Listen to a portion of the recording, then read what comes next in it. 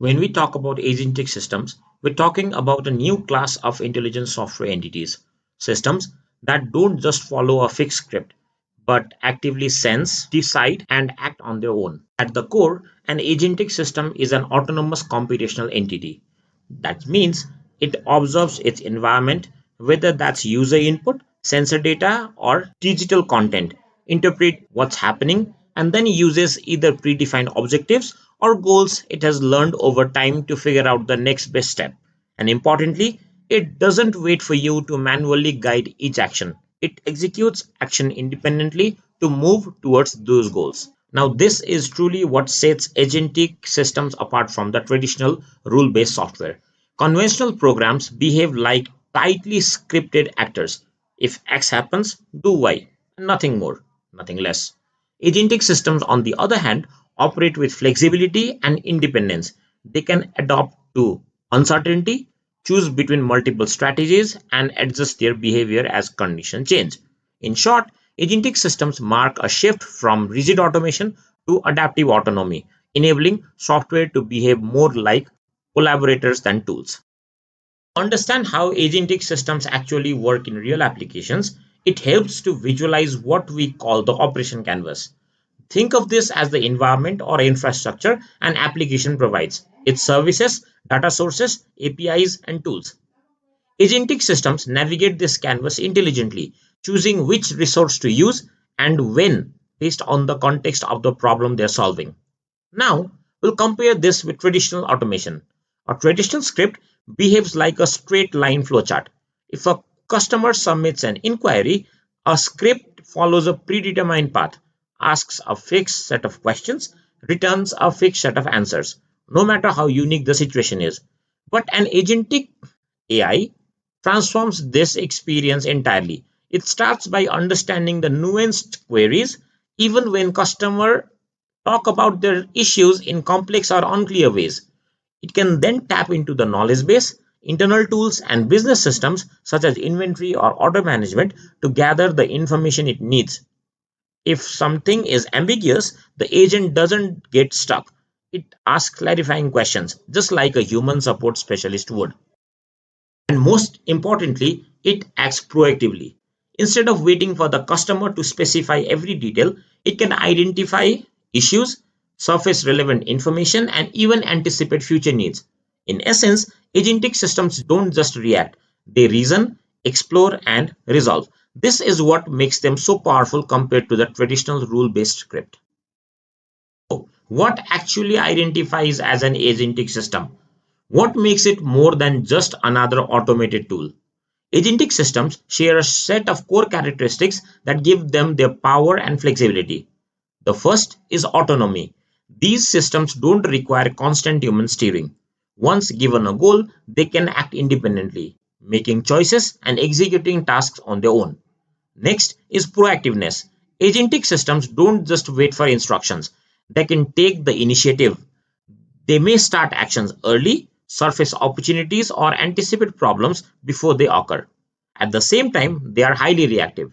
When the environment changes, maybe new data appears, a user clarifies a request, or a system throws an error. They adapt instantly and adjust their behavior accordingly.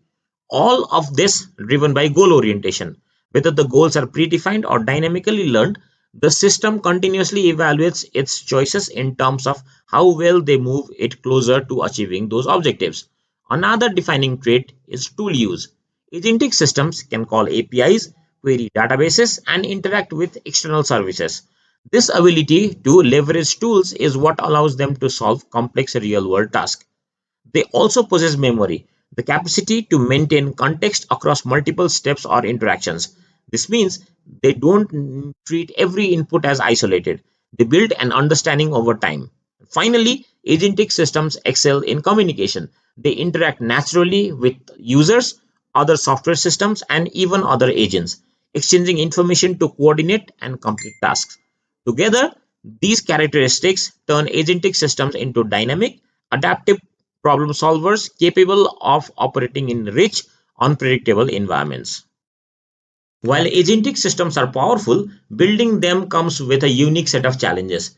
These systems don't just execute commands, they think, adapt, and coordinate. And that level of sophistication requires solving several difficult engineering problems. One major challenge is state maintenance. Systems often handle long-running multi-step tasks. To do this effectively, they must remember past choices, track ongoing progress, and maintain context over time. Designing this memory layer, especially when tasks span minutes, hours, or multiple user sessions, is far from trivial. The complexity lies in tools and API selection. Agents may have access to dozens of tools, but knowing which tool to execute, when to use it, and how to call it correctly is a core part of the intelligence. Building that choice-making layer requires careful architectures and sometimes learned policies. Then there's agent coordination. In more advanced systems, multiple agents work together, each with its own expertise or role. Ensuring they communicate effectively, share information, avoid conflicts, and collaborate smoothly is a significant design challenge. We must consider resilience and error handling. In the real world, APIs fail, data is missing, and unexpected conditions arise.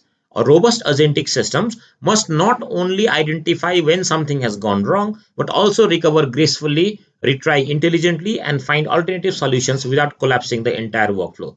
In short, implementing agentic systems mean designing for memory, decision making, coordination, and resilience all at once. These challenges are substantial, but solving them unlocks the full potential of adaptive, autonomous AI. We explored what makes agentic systems unique: the autonomy, proactiveness, ability to use tools, maintain memory, and communicate across complex environments. We also talked about the real engineering challenges behind them: keeping long-running state, choosing the right tools, coordinating multiple agents, and building systems that can recover gracefully from errors. Those challenges bring us to a crucial topic: agentic design patterns. Agentic systems are powerful, but they're also inherently complex. They must maintain context across multiple steps or tasks, identify and choose intelligently when and how to use tools or APIs, coordinate with any other agent without conflicts, and stay resilient in the face of unexpected failures. These aren't one-off issues. They're recurring architectural problems that every serious agentic system eventually encounters. That's why agentic design patterns are so important. They act as proven blueprints, structured, reusable solution that helps us build stable, reliable, and scalable agentic systems.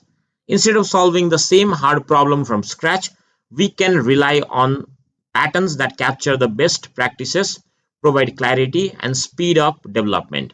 In short, if agentic systems are what, then agentic design patterns are the how, the foundation that makes complex autonomous behavior practical, predictable, and robust. So, why do agentic design patterns matter so much? What do they actually give us beyond theoretical structure? Benefits are both immediate and long term. First, they significantly improve quality. Patterns help shape the overall architecture of an agentic system, making it more maintainable, more reliable, and more efficient. Instead of messy or improvisational designs, patterns enforce structure. They give your agents a solid backbone. Second, patterns leads to faster development. You're not reinventing the wheel every time you build a conversational flow, integrate a tool, or manage multi-step reasoning. These are the problems that have been solved before, and patterns allow you to reuse those proven solutions. This frees developers to focus on what truly matters, that is, the unique logic and value of their application. And finally, patterns bring clarity and better communication. Give teams a shared vocabulary, an agreed upon way to explain an agent's behavior, components, and workflows. When everyone speaks the same language, it becomes much easier to understand, maintain, and evolve the system later on. In short, design patterns don't just streamline development, they elevate the entire life cycle of an agentic system, from architecture to collaboration to long-term scalability. When we start applying agentic design patterns, some of the most impactful ones are those that strengthen robustness. That is, the ability of a system to stay stable, reliable, and effective even under complexity or unexpected conditions. First, we have error handling patterns. These are crucial for resilience. In how an agent should identify failures, recover from them, retry intelligently, or switch strategies without breaking the entire workflow. And with these patterns, agents don't just fail, they learn to adapt. Next are the memory and state management patterns. Since agentic systems often operate across long sequences of choices, they must maintain context over time. These patterns establish how agents store, update, and use state, that is, ensuring continuity, accuracy, and smoother user experiences. And finally, we have coordination patterns, which are especially important in multi agent environments. These patterns dictate how agents share information, negotiate roles, synchronize tasks, and avoid conflicts. Provide a structured way for agents to collaborate effectively instead of acting independently in disconnected silos. These patterns attack the toughest parts of agent design, that is, user resilience, context management, and collaboration, giving developers a reliable foundation for building advanced real world agentic systems. So, as we wrap up this section, it's important to recognize just how foundational these patterns are. They form the core toolkit for anyone building sophisticated agentic systems. Whether you're developing a customer assistant, an autonomous workflow agent, or a multi-agent ecosystem, these patterns gives you the structural pieces you need to design with confidence. They help you navigate the toughest challenges, that is memory, coordination, choice making, resilience, and allow you to apply proven solutions instead of starting from scratch each time. With the right patterns in place, your agent becomes smarter, more stable, and far easier to scale across different technical environments. This is exactly what this series aims to teach. Across the upcoming modules, we'll explore 21 essential agentic design patterns, breaking down each one works, when to use it, and how it strengthens your overall architecture. And by mastering these patterns, you're not just learning techniques, you're developing a complete agentic engineering mindset that will serve you in every advanced AI project you build. While large language models or LLMs are incredibly powerful at understanding and generating text, they are fundamentally reactive. That is, they respond to prompts but don't act on their own. An AI agent, on the other hand, is designed to act autonomously, not just answer questions. It can perceive its environment, plan actions, and make choices to achieve its goals. Core to this autonomy are several capabilities. First, an agent can perceive its environment, whether that's user input, sensor data, or system states. Then, it can plan actions, choosing the best steps to take to reach its objectives. It also uses tools, that is, APIs, databases, and other services to accomplish tasks that go beyond text. And finally, it interacts with surrounding systems, coordinating with software or other agents when needed. So, in essence, an AI agent behaves like a smart, evolving assistant. It learns from experience, adapts over time, and continuously improves how it performs its task, transforming from a reactive model into a proactive, goal driven system. To understand how an AI agent actually works, it helps to break down its operation into a continuous 5-step loop. This loop allows the agent to act autonomously while improving over time. The first step is get the mission. The agent receives a clear goal, such as organize my schedule or handle this customer request. This gives it a target to work towards. Next comes scan the scene. Here, the agent gathers all relevant information. It might read email, check calendars, access contacts, or pull data from other systems, essentially building a full understanding of the environment it's operating in. Then it thinks it through. The agent evaluates the information and creates a plan, choosing the most effective sequence of actions to achieve its goal. After planning, it moves to take action. This is where the agent executes the plan, sending invites, updating the calendar, or performing whatever tasks are required. And finally, it learns and gets better. By observing the outcomes of these actions or of its actions and incorporating feedback, the agent adapts and improves its future performance. This loop repeats continuously, enabling the agent to handle tasks efficiently while evolving over time, much like a human assistant who learns from experience. AI agents aren't just a niche technology, they're experiencing explosive growth across industries. Adoption is accelerating rapidly. For instance, most large IT companies now use AI agent in some form, and about 20% of them adopted these systems just in the past year. The financial momentum behind AI is equally striking. By the end of 2024, startups focused on AI agent had already raised over $2 billion. Analysts project that the market will skyrocket from $5.2 billion in 2024 to nearly $200 billion by 2034. Taken together, these trends highlight a profound technological and economic shift. AI agents are no longer an experimental tool. They are becoming central to how businesses operate, innovate, and compete in the coming decade. The AI landscape has evolved rapidly over the past couple of years, moving through several distinct stages. It started with basic prompt and triggers, where large language models could respond to simple requests but had no real understanding or autonomy, essentially reactive automation. Next came RAG, or retrieval augmented generation, which allowed AI to ground its responses in factual sources, making outputs far more reliable and useful. And after that, we entered the era of individual AI agents. These agents could use tools, access APIs, and make choices independently, moving beyond simple responses to take autonomous actions.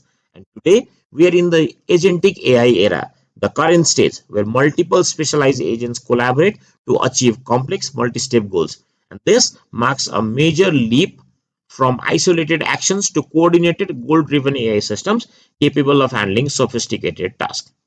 So, as we wrap up, it's clear that the AI landscape is moving towards powerful agentic ecosystem. At the heart of this shift is the AI agent, a goal-driven system that can use tools, interact with its environment, and learn from experience. And unlike basic language models, agents combine planning, real-world interaction, and continuous improvement to achieve meaningful outcomes. And by extending the capabilities of large language models or LLMs in this way, agentic systems form the foundation for the next generation of intelligent systems, enabling more autonomous, adaptive, and impactful AI applications across industries. The field of AI agents is rapidly advancing, moving past simple chat responses towards true autonomy. This progression can be categorized into four distinct levels of complexity, as shown in the figure. This hierarchy shows how an agent's capability grows as we add features like tools, planning, and collaboration. It starts with the LLM as a core thinker and culminates in sophisticated autonomous terms that can automate entire business processes. We'll now dive into each level to understand its function and impact. Level 0 represents the foundation of the entire agentic hierarchy, the large language model itself. At this stage, the LLM acts purely as a reasoning engine, without any added capabilities like memory, tools, or environmental awareness. It operates entirely on the knowledge it learned during training. Because of this, a level 0 system can generate detailed explanations, summarize information, or walk through reasoning steps very effectively. This is where LLMs shine. They are incredibly strong at drawing from established concepts and applying internal logic. However, level 0 has clear limitations. Since it has no connection to the outside world, it cannot access real-time data, take actions, or adapt based on the new information. If the answer wasn't present in its training data, the system simply cannot know it. For example, it can't tell you the winner of the 2025 Oscars unless that event occurred before its training cutoff. In short, level 0 is the thinking engine of an agent, powerful in reasoning but isolated without additional layers. Level 1 marks the moment an LLM transforms from passive reasoning engine into an active problem solver. At this stage, the model becomes a true agent by gaining the ability to use external tools. With tools access, the system is no longer restricted to what it learned during training. Instead, it can gather fresh information, perform actions, and ground its responses in real world data. This fundamentally changes what the agent can do. A Label 1 agent works by executing a sequence of steps. It identifies what information it needs, call the appropriate tools, retrieves data, and processes the result. These tools might include search engine, APIs, databases, or rack systems that provide factual context. The defining capability of this level is the interaction with the outside world, not just once, but across multiple steps within a task. For example, a level 1 agent can search for currently streaming TV shows, check the latest stock price via an API, or pull live weather data. These are tasks level 0 could never perform. In essence, level 1 elevates the LLM from a knowledgeable thinker to a connected, action-oriented problem solver. Level 2 represents a major leap in agent intelligence. At this stage, the agent is no longer just using tools. It becomes a strategic problem solver, capable of planning, prioritizing, and improving itself over time. The defining skill here is context engineering. Instead of dumping all available information into the model, the agent learns to carefully select, structure, and deliver only the most relevant pieces of context at each step. This prevents cognitive overload and dramatically improves accuracy. And with this skill, the agent can now tackle complex, multi-step tasks that require reasoning across multiple tools and information sources. For example, imagine a travel assistant.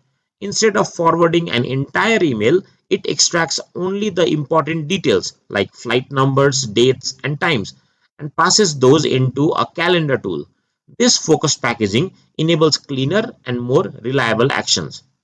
Even more importantly, Level 2 agent begins to show self-improvement. Through repeated tasks and feedback, they refine how they engineer and manage context. Over time, they learn which details matter and which don't, and how to structure information for better outcomes. This creates an automated feedback loop that improves performance without human intervention. In short, level 2 is where agents become thoughtful planners capable of handling richer, more realistic problems with efficiency and precision. Level 3 marks the true rise of collaborative intelligence, where multiple AI agents work together as a coordinated team.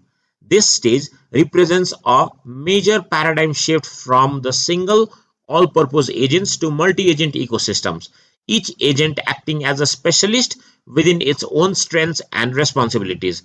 The core idea here is simple. Just like in human organizations, complex problems are best solved by a team, not by one overworked generalist. In these systems, a central project manager agent oversees the workflow. It breaks down the overall goal into smaller tasks and delegates them to a specialized agents. For example, a market research agent, a data analysis agent, or a content writing agent. The power of level 3 comes from smooth coordination and communication. Agent can exchange information, build on each other's output, and collaborate to achieve results that no single agent could accomplish alone. So, the promise here is enormous. Multi-agent systems have the potential to automate entire business process end to end, from planning through execution, much like a fully autonomous digital workforce. But we're still early in this journey. The current hurdle includes the reasoning limits of the underlying LLMs and the fact that agents still struggle to truly learn from each other over time. Even so, Level 3 sets the stage for the next major wave of AI innovation, that is, fully autonomous and collaborative AI ecosystems. As impressive as today's agentic systems are, we're still only seeing the beginning. AI agent development is accelerating across every major domain, from software engineering and research to customer service, operations, and decision making. The technologies we use today will feel primitive compared to what's coming next. The next major wave of innovation will focus on making our agents more reliable, more collaborative, and more deeply integrated into our daily and professional lives. Instead of isolated tools, agents will function like intelligent teammates, understanding context, coordinating tasks, and continuously learning. With that in mind, here are the 5 leading hypotheses that outline where the future of agentic AI is headed and how these systems may evolve in the coming years. We're entering a new phase in AI, one where agents evolve beyond narrow, single task experts and move towards truly becoming a true generalists. These next generation agents won't just handle isolated commands. They'll manage complex, ambiguous, multi-week goals with reliability. Now imagine this, an AI agent that can plan and manage an entire company offsite, from budgeting to vendor negotiations to creating itineraries to collecting employee feedback, all autonomously, all end to end. But there's an alternative path emerging too, which are small language models or SLMs. Instead of one giant all knowing model, you build systems by combining many small specialized expert agents, like snapping together Lego blocks. And this approach has real advantages. It's cheaper, easier to debug, and faster to deploy than relying on a single massive generalist model. So, what's the future? Probably both. Large generalist models and modular SLMs or small language models compositions aren't competing strategies, they're complementary. Together, they'll shape how we build the intelligence systems of tomorrow. As agents mature, they won't just execute commands. They'll evolve into a deeply personalized proactive partners. Instead of waiting for instructions, these agents will start anticipating what you need by learning your unique patterns, your preferences, and your long-term goals. And it goes even further. They won't just help you do tasks. They'll help you discover new goals you didn't even know you had. That's the shift from task execution to genuine goal discovery. For example, imagine you're exploring sustainable energy. You don't ask for anything, yet your agent proactively curates the best courses, summarizes the latest research, and highlights opportunities you might be interested in. And this is where the initiative comes in. When agent becomes highly confident, an action will benefit you. They won't wait. They'll take initiative on your behalf. And this is the future of personalized AI, not reactive assistance, but proactive partners shaping your progress. The next evolution of agents takes them beyond the digital world into the physical world. These are embodied agents, AI systems integrated with robotics. Here's how they work.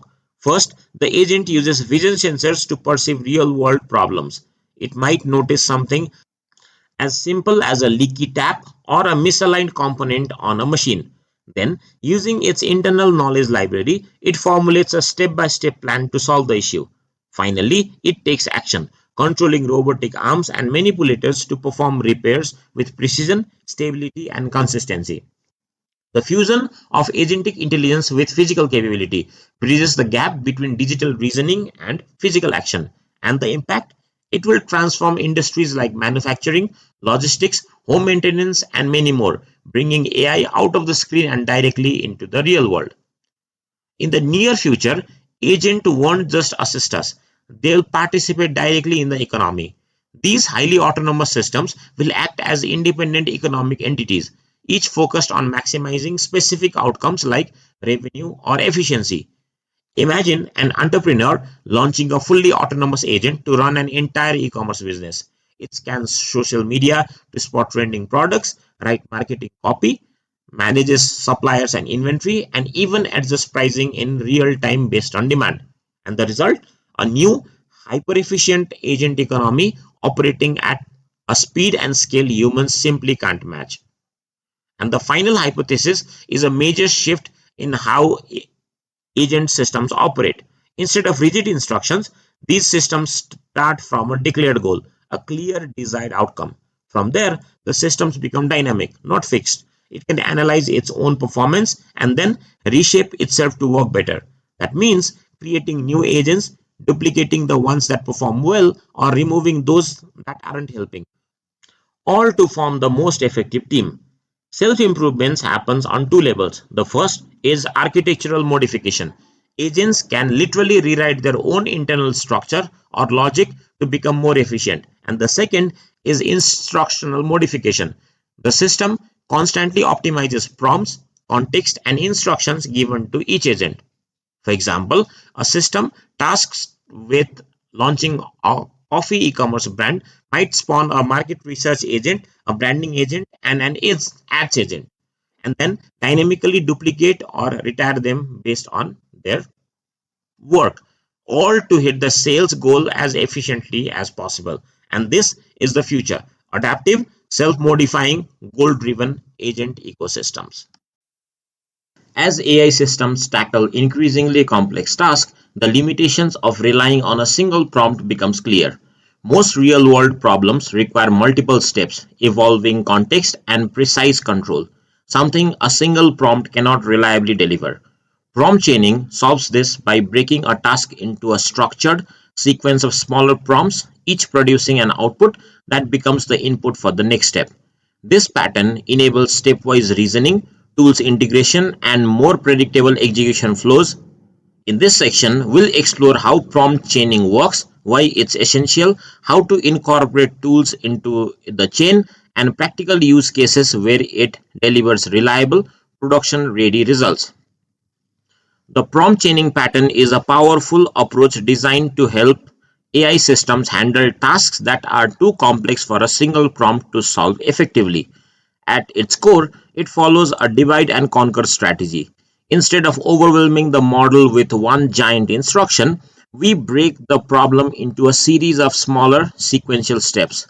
Each step in the chain is handled by a specialized prompt crafted for a special subtask. Once that step is completed, its output becomes the input to the next prompt, forming a smooth dependency chain where every intermediate result shapes and directs the next phase of reasoning. The pattern is foundational in modern agent architectures. It enables AI agents to plan, reason, and act across multiple stages, making them capable of navigating dynamic environments and solving complex workflows with much higher reliability. Relying on one giant prompt to handle a multi-step, multifaceted task may sound convenient, but in practice, it's one of the fastest way to break an AI system. Large overloaded prompts create too much cognitive demand on the model, leading to unpredictable behavior and unreliable output. A single prompt tries to squeeze analysis, reasoning, extraction, planning, choice making, and writing all at once. This forces the model to juggle competing instructions, manage long context, and maintain precision across many different subtasks, all within a single reasoning window. And the result, the model becomes overwhelmed and the quality collapses. So the key failure modes, and first, the instruction neglect. When too many instructions are bundled together, the model simply skips or incompletely executes some of them. It focuses on the part that seem most prominent or easiest to answer. The second is contextual drift. As the responses grows, the model gradually drifts away from the initial context. Important details get diluted or forgotten, especially in long tasks requiring sustained attention. The third is error amplification. One mistake early in the output cascades through the rest of the task, especially dangerous when later steps depend on earlier ones. Example, misreading a number leads to a wrong chart and a wrong summary. And the fourth is higher hallucination rate. The mental load of handling everything at once increases the chance of fabricating data, missing details, or inserting unsupported claims. We'll take an example scenario.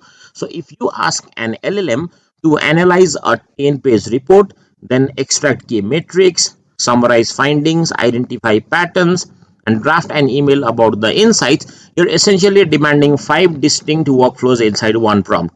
The model might misread the data, miscalculate the trends, or produce a vague email, all because it didn't have the structured guidance needed to manage each step.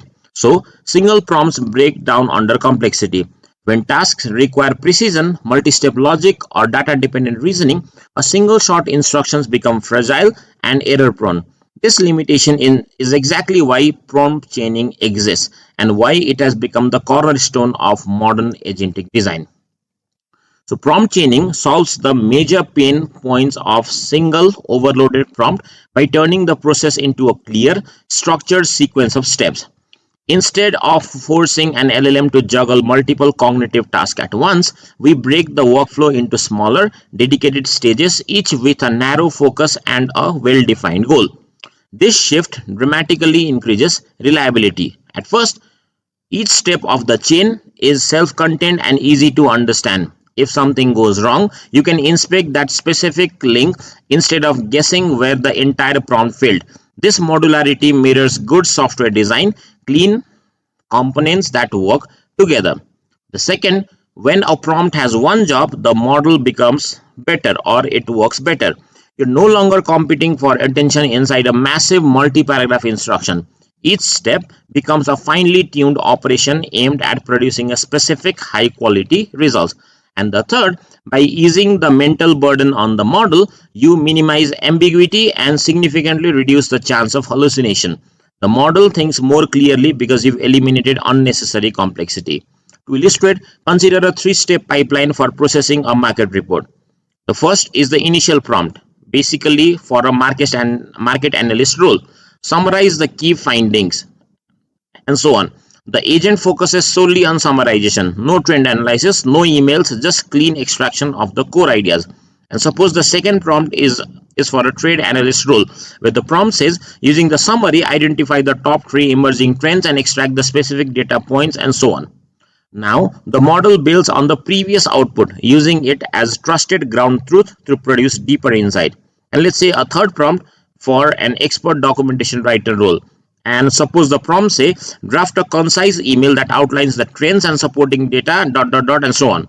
With all the heavy lifting already complete, now the agent composes the final communication with clarity and accuracy. Through sequential decomposition, even highly complex tasks become predictable, debuggable, and repeatable, unlocking production-grade reliability for modern AI agents. One of the greatest strengths of prompt chaining is its ability to blend reasoning with real-world capability. Instead of relying only on the model's internal knowledge, each step in the chain can instruct the agent to use external tools, whether that's calling an API, querying a database, searching a web, or pulling information from a document. This allows the agent to operate with up-to-date, verifiable information rather than static training data. But tool integration only works when the information flowing between steps is dependable. Reliability hinges on how clearly each step communicates its output to the next. Ambiguity becomes the enemy here. If one step produces vague or inconsistent text, the next step may misinterpret the content, causing the entire chain to fail.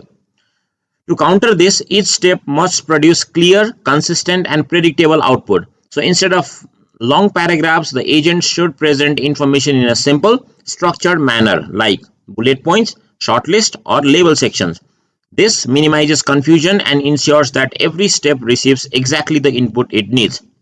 For example, if the trend identification step identifies 3 emerging marketing trends, it should present them in a clean, clearly separated list. This way, when the next step or the email drafting step reads the content, it can easily extract each trend and build a polished, coherent communication around them. By combining tool uses with clean output formatting, prompt chains become far more reliable. Each step becomes both easier to debug and more trustworthy, forming a robust pipeline that consistently produces accurate and actionable results. Prompt chaining isn't just a theoretical technique. It has practical applications across a wide range of tasks where single prompt falls short. First, consider information processing workflows.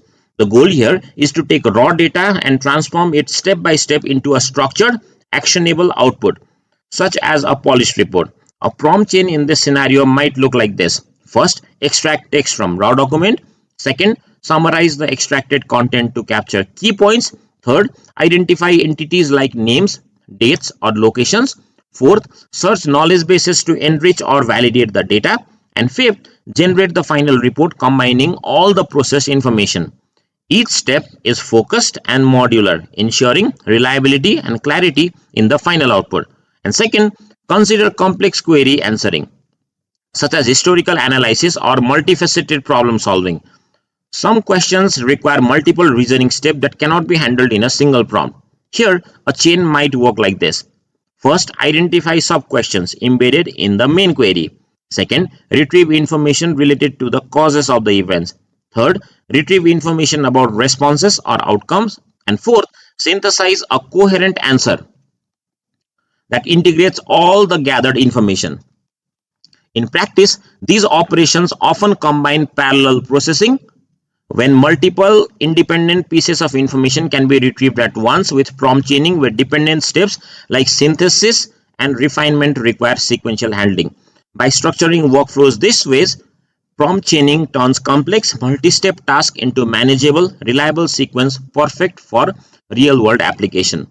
Another powerful application of prompt chaining is in data extraction and transformation. The goal here is to convert unstructured text like invoices or forms into a structured and validated format that can be reliably processed by downstream systems. A typical chain might look like this.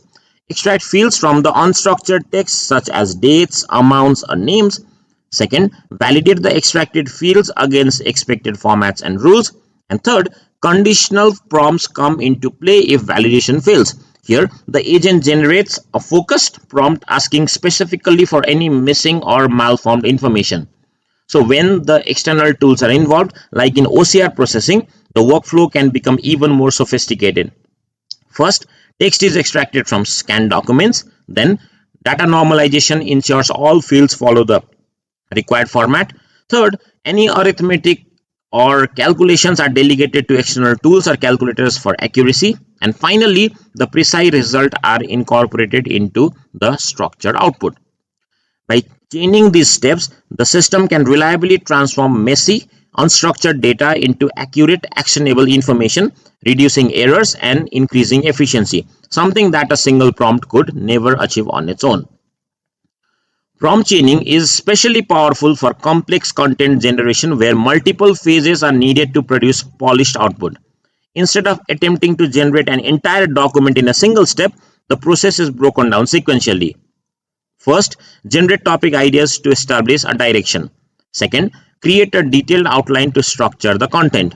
Third, draft section 1 focusing on the initial part of the narrative. Fourth, draft section 2 incorporating context from section 1 to maintain coherence. And fifth, review and refine the complete draft integrating all sections into a final polished output. So this phased approach ensures clarity, consistency and higher quality results while allowing the agent to focus on one task at a time. Another key application is in multi-turn dialogues, where maintaining context is critical. Each conversational turn constructs a new prompt that systematically includes information and entities from previous interactions. By preserving history and context in this way, the agent can maintain coherent, meaningful conversations over extended interactions, handling follow-ups, clarifications, and evolving user intentions without losing track of the dialogue flow. In essence, prompt chaining transforms both content creation and conversational AI from error-prone one-off interactions into structured, reliable, and context-aware processes. Prompt chaining is also extremely useful for complex programming tasks. Rather than generating an entire program in a single step, the agent breaks the task into discrete logical operations, ensuring accuracy and maintainability.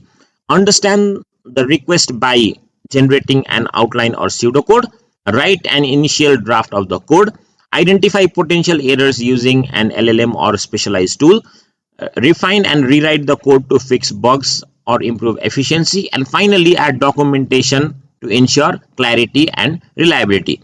So this step-by-step approach mirrors how human developers work, improving both reliability and the quality of the generated code.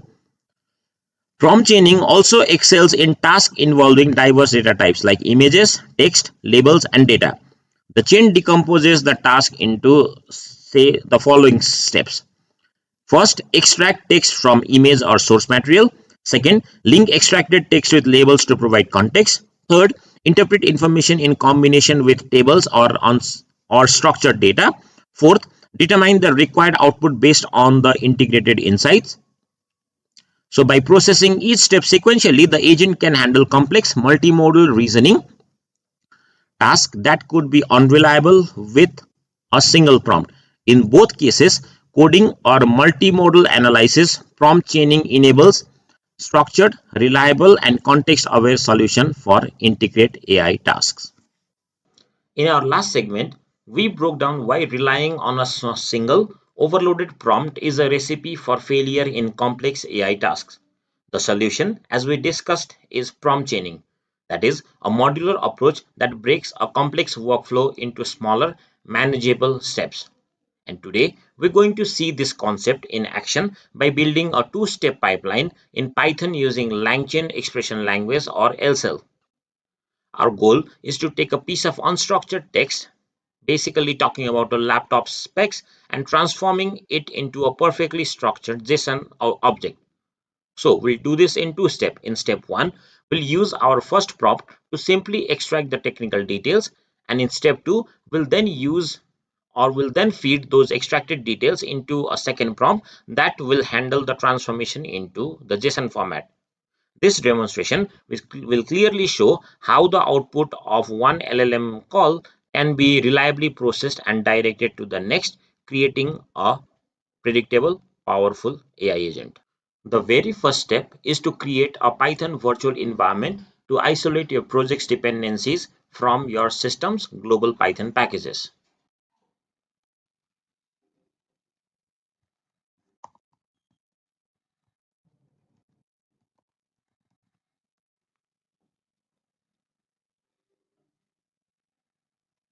So this command creates a new directory named myvenb that holds a clean Python installation and its own set of pip package manager.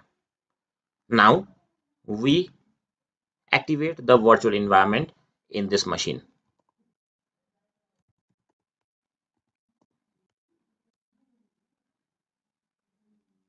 Now that the virtual environment is activated, we can create our requirements file. So the requirement file will list all the Python packages that our project needs to run, ensuring that anyone, including myself later, can easily install the exact dependencies. So we'll create a plain text file named requirements.txt and then add some package names, one per each line.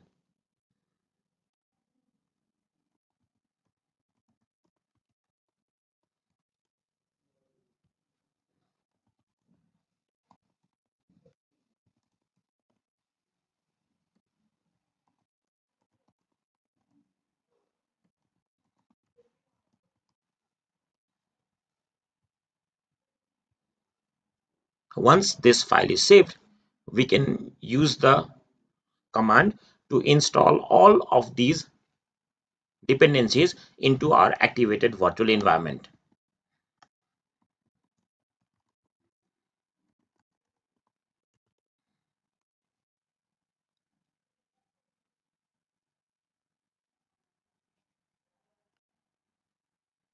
So this command tells pip to read the list from the file and download and install all the required libraries for our project, including the core LangChain library, the foundational LangChain core package, and the specific connector for Gemini models, LangChain Google Gen AI.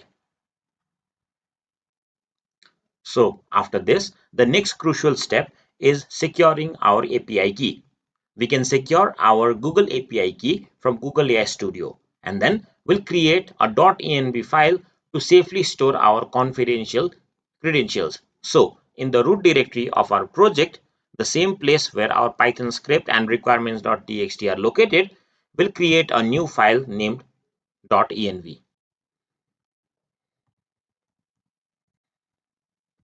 Inside this file, we will define an environment variable called Google API key and assign our actual API key to it.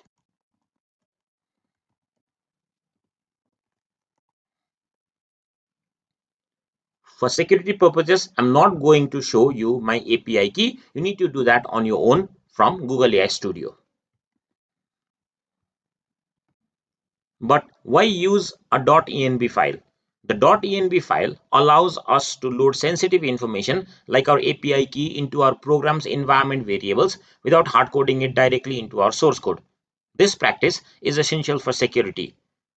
If you share your code publicly, example on maybe some Git platforms, you can easily add the .env file of your projects to your gitignore file. This prevents you from accidentally committing and exposing your private API key. Now we'll create our main application file, say app.py, where we'll start implementing the prompt chaining logic.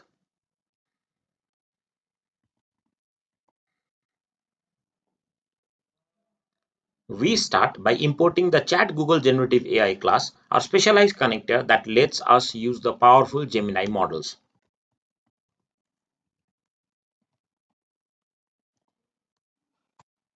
Next, we bring in chat prompt template, and this is how we define the structured, reusable prompts for each step of our chain.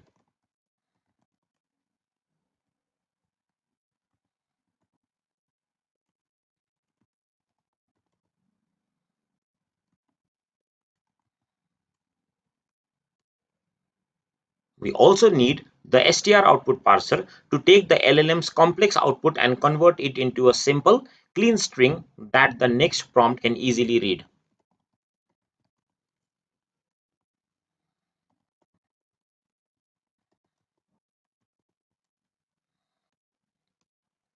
And finally, we use load_.env to automatically fetch our Google API key from the secure.env file.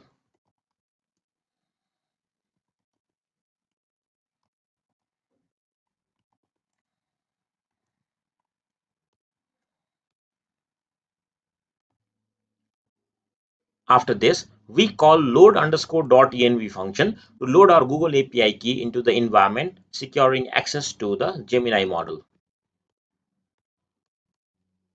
Now, we initialize our language model, creating the LLM object using the powerful and the fast Gemini 2.5 Flash model.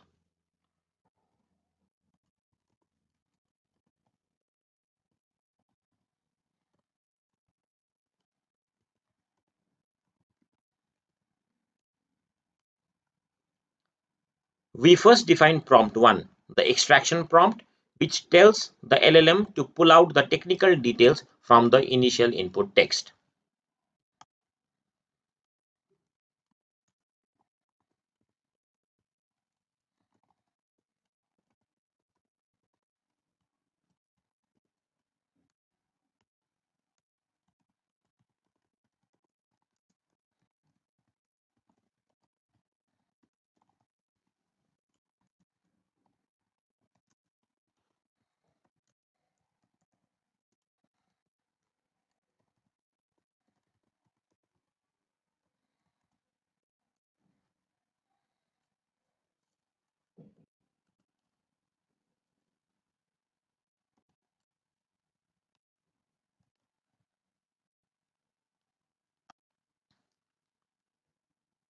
And we also define prompt 2, that is the transformation prompt, which will instruct the LLM to structure the previously extracted specifications into a perfect JSON object.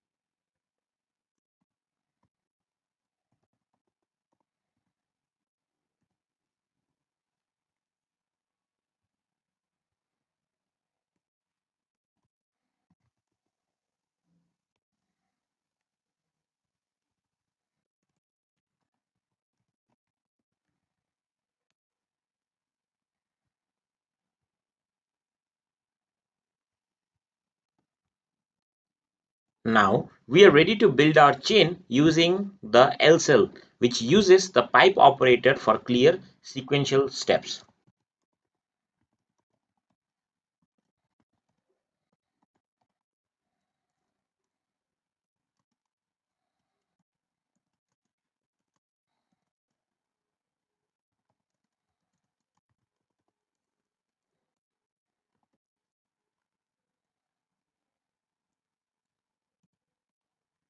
Now we define the full chain, which links the extraction step directly to the transformation step.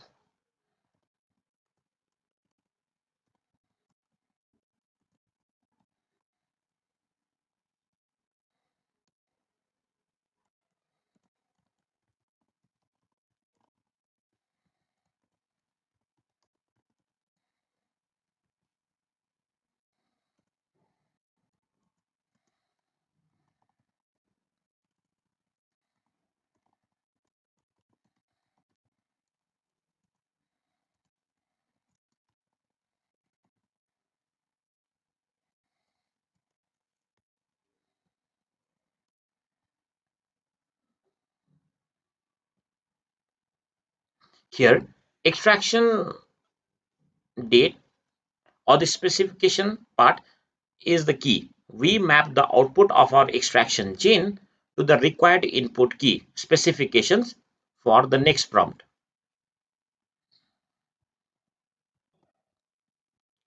We now define our input text, the unstructured product description we want the chain to process.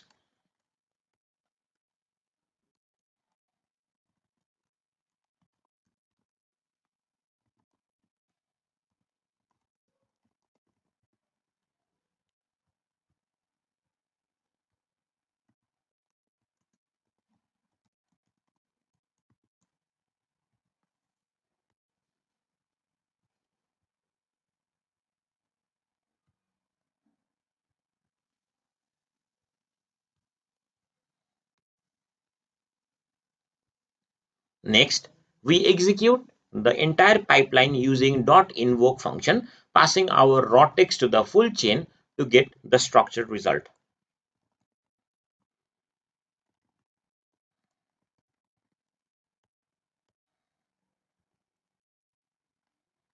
And finally, we print the final result, which is the clean, validated JSON object transformed by our two-sweep prompt chain. Now, we can run this code and see if we get the expected result as per our prompt chaining process.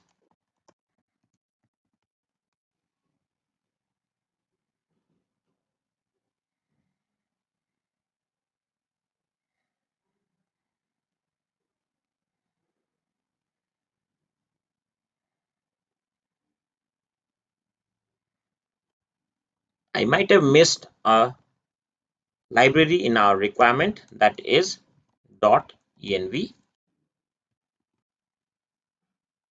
Let me reinstall, or I can directly install .env here if it's available.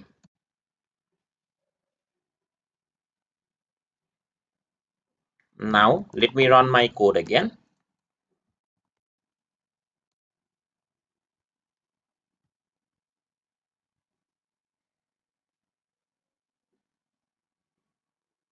And as you can see, we got our structured JSON output with the intended keys that we wanted, which is CPU, memory, and storage, and then the exact values corresponding to those keys are also extracted here from the unstructured input text.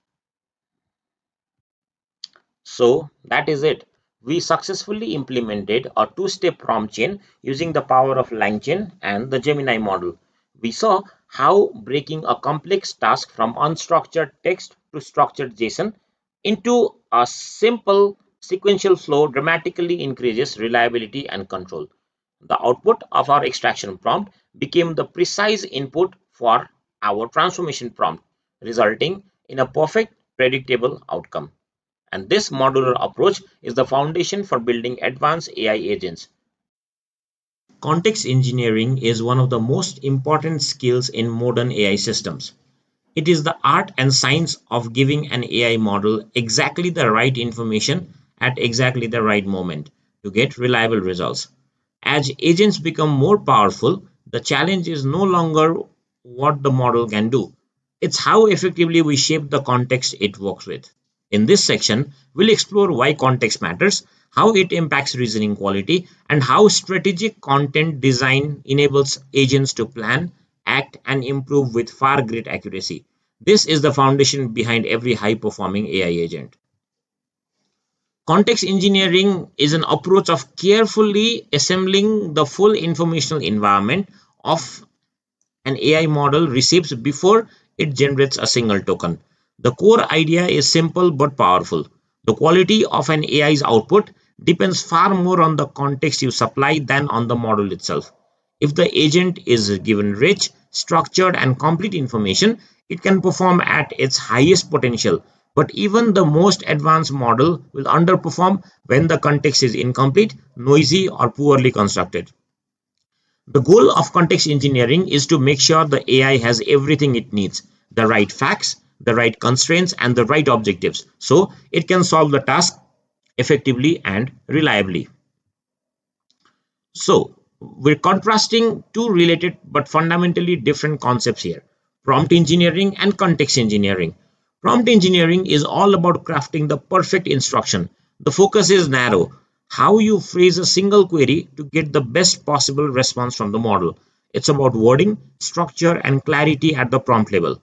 While context engineering operates at a much higher level. Instead of optimizing just one instruction, it optimizes the entire informational environment the model receives. This includes system messages, relevant data, tool outputs, prior history, constraints, and any supporting details. The scope is far more broader because the goal isn't just to get a good answer from one query. It's to ensure the model consistently performs well across complex tasks by giving it exactly the right knowledge, structure, and reference. In essence, prompt engineering tunes the sentence while context engineering designs the world the AI reasons within. Now, let's bring everything together and understand what context engineering truly delivers. At its core, context engineering is about constructing a multi-layered information environment that surrounds the AI before it even begins generating tokens. These layers work together to give the model clarity, grounding, and direction. So, we include four layers here. The first layer is the system prompt. This is the foundation. It sets the AI's role, personality, tone, and overall behavioral rules. It's the guiding compass that shapes how the AI thinks. The second layer, or layer 2, is the retrieved documents. This includes factual data pulled from your knowledge bases, whether through RAG, vector search, or domain-specific repositories. These documents provide the real-world truth that grounds the AI's reasoning. The layer 3 is the tool outputs. These are the results generated by external systems, APIs, calculators, databases, search engines, or business tools. They allow the AI to operate with current and contextual information rather than relying solely on training data. And finally, or the fourth layer, is the implicit data. This is silent but more powerful layer. We try to understand who the user is, the conversation task or history, their preference, and the current workflow state the agent is in. These aren't always explicitly stated, but they shape the AI's ability to act intelligently and consistently. Together, these layers form the complete informational ecosystem that enables an agent to perform at its best. This is why powerful AI systems don't rely on a single clever prompt. They rely on carefully engineered context. And that brings us to the end of this video. If there's one idea to take away from the video, it's this: the future of AI belongs to systems that are not just well prompted, but well contextualized. Context engineering is what unlocks reliability, depth, and true autonomy in modern AI agents. It is the foundation for every advanced pattern we use today, from prompt chaining to multi-agent collaboration. When we build simple AI workflows, we often rely on sequential prompt chaining. Step 1, then step 2, then step 3. This works great when the task is predictable and the path never changes. But our real-world environments are rarely that clean. User asks unexpected questions, data may be incomplete, and the system might need to respond differently depending on what just happened. That's where routing becomes essential. It gives an agent the ability to break out of a fixed linear script and behave more like an adaptive problem solver. So routing is essentially the agent's choice-making layer. Instead of blindly following the next step in a sequence, the agent evaluates the current situation and chooses what to do next. Think of it like a smart traffic controller. The agent looks at the signals it receives and then identifies the best path to follow. Routing works by dynamically analyzing several inputs before choosing the next action. It looks at the environment, what state the system is in right now. It considers the user input, what the user just asked, what they want, or how they are interacting. And it checks the prior outcomes. Did the last tool call succeed? Did the model understand the query correctly? And by combining all of this, the agent can select the most appropriate tool, prompt, or subroutine to run next. As a result, we get an agent that is much more flexible and context aware. Instead of following a rigid script like a flowchart, the system adapts in real time. It becomes capable of handling unexpected scenarios, recovering from errors, and delivering far more reliable results. At the core of routing is the evaluation mechanism, the choice making engine. This mechanism continuously monitors what's happening and then chooses where the workflow should go next. It's the heart of adaptive agentic system, making sure the agent not only performs tasks but understands when to change the direction. Can be done in many different ways, depending on how much control, accuracy, or flexibility we want the agent to have.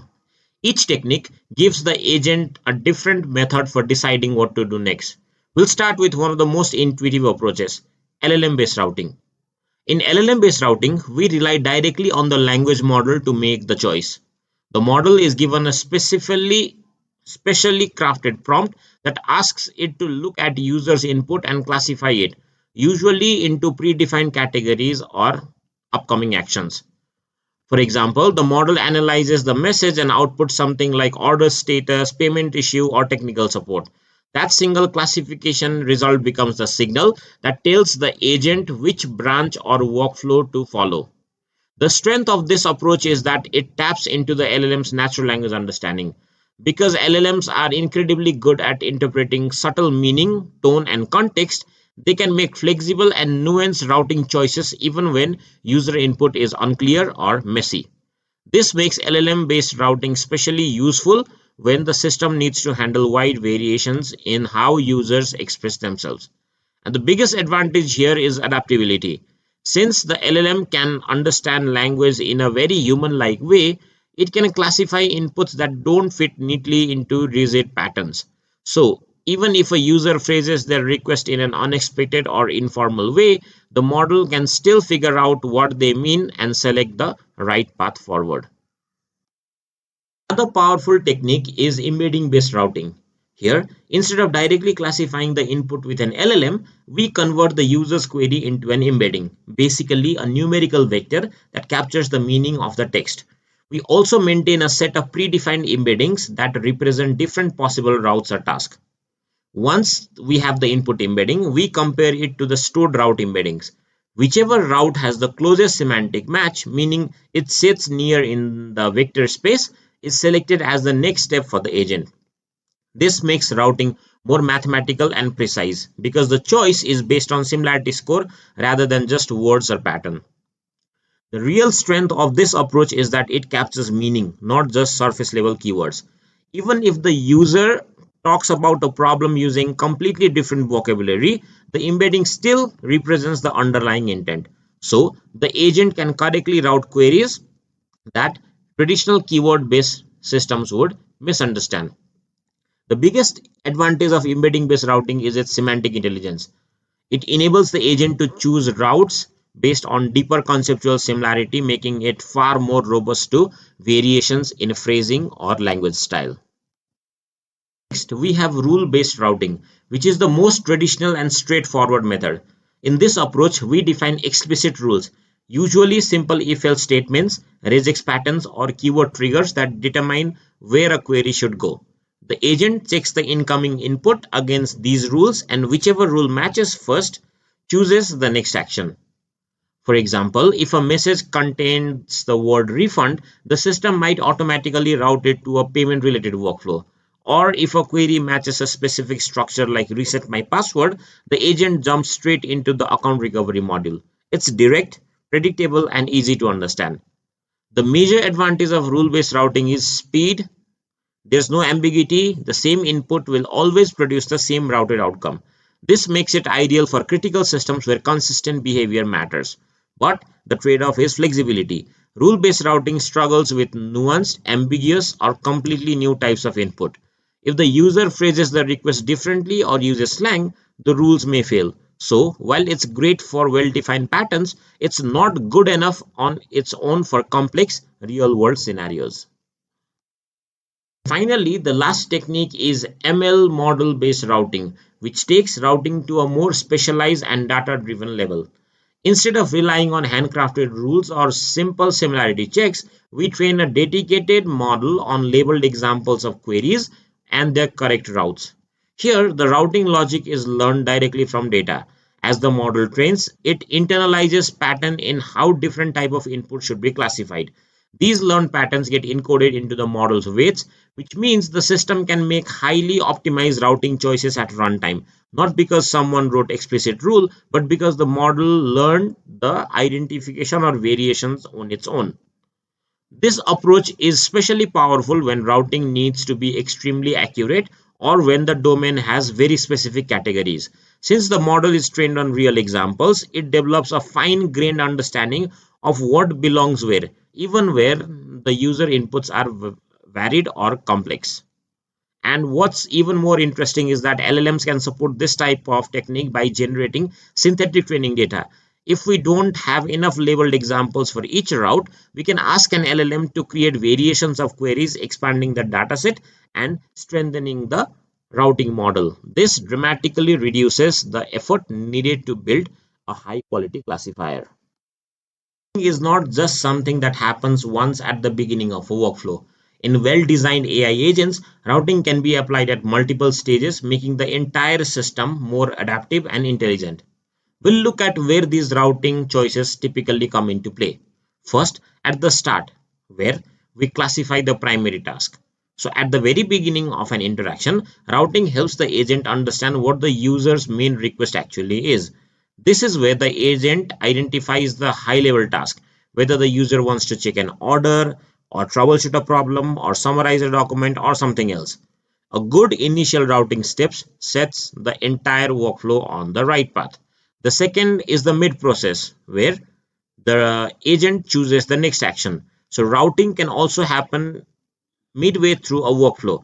As the agent makes progress, new information might appear. A tool call may fail, the user may add extra details, or a previous step may uncover new requirements. So, mid-process routing allows the agent to reassess the situation and choose the most appropriate next move rather than sticking to a rigid sequence. And finally, routing often happens inside subroutine themselves.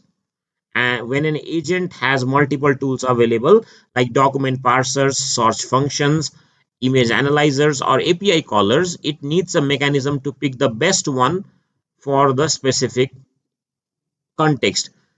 Tool level routing ensures that the agent uses the right capability at the right moment. So, routing isn't just one time choice, it's a continuous strategy that keeps the agent aligned with the user's need and the evolving state of the task.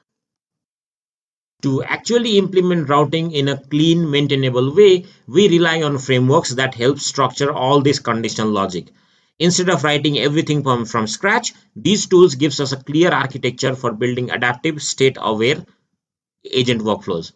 First is LangChain. LangChain offers modular components that makes it easy to plug in LLM-based, rule-based, or tool-based routing. It's great for teams that want to quickly experiment with different routing strategies without reinventing the whole pipeline. The next is a LangGraph. LangGraph is particularly powerful when routing choices depend on accumulated state. Its graph-based architecture means we can define nodes, edges, and transitions that reflect how the system evolves over time. This makes it ideal for complex agents, ones that need memory, iterative reasoning, or branching behaviors that adapt as the interaction unfolds. And tools like Google's ADK bring structured agent development into enterprise workflows. It provides a systematic way to define conditional execution, tools integration, and state transitions, all managed within a robust framework designed for large-scale AI agents. So when we incorporate routing into our agents, we move beyond simple rigid pipelines. We're no longer tied to a step-by-step script that treats every input in the same way. Instead, the agent now becomes adaptive, capable of responding intelligently to different situations, adjusting its path mid-process and making context-aware choices. This not only improves the accuracy and user satisfaction, but also makes the entire system more resilient to unexpected or ambiguous inputs. In short, routing transforms agents from linear automations into dynamic choice makers, and that unlocks a completely new level of capability. In real-world agentic systems, the input we receive are incredibly diverse. Users phrase different things differently, tasks vary in complexity, and unexpected situations appear all the time. A single linear workflow simply can't handle that level of variability. So when an agent follows a fixed sequential process, like step 1, step 2, step 3, like I said earlier, it has no ability to make choices based on what's actually happening. There's no room for context, no evaluation of user input, and no mechanism to redirect the workflows when the situation changes. So without a choice making layer, the system becomes rigid and non-adaptive. It can't select the right tool, it can't branch into the correct sub-process, and it can't react intelligently when new information arrives. Essentially, it behaves like a static script and not an intelligent agent. So the routing pattern provides a standardized way to overcome this problem. By adding conditional logic into the agent's operational framework, we give the system the ability to choose the right path at the right time.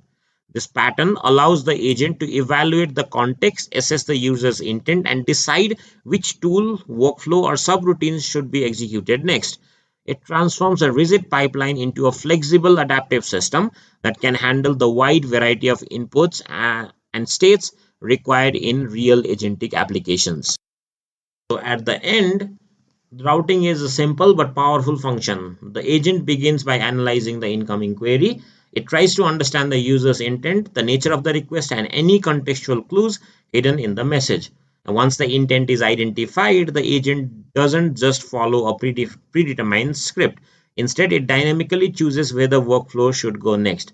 It chooses the most appropriate tools, functions, or specialized sub-agent, whatever is best suitable to handle the request at that moment. This completely changes how the agent behaves. Instead of executing a rigid, one size fits all sequence, the workflow now becomes flexible, intelligent, and context aware. And with routing in place, the agent can select the best possible action for each situation. It reacts to the user, adapts to new information, and chooses the optimal path forward, all in real time. Routing becomes absolutely essential in applications that must triage or classify incoming requests. Take a customer support bot, for example. It needs to instantly distinguish whether the user is asking about a sales inquiry, a technical issue, or an account related problem.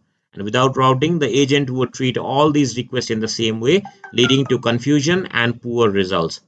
By applying routing at the right moments, we give the agent the intelligence to respond appropriately, efficiently, and contextually, turning scattered inputs into structured, meaningful actions. Hi everyone. In today's video, we're going to dive into implementing routing using LangChain.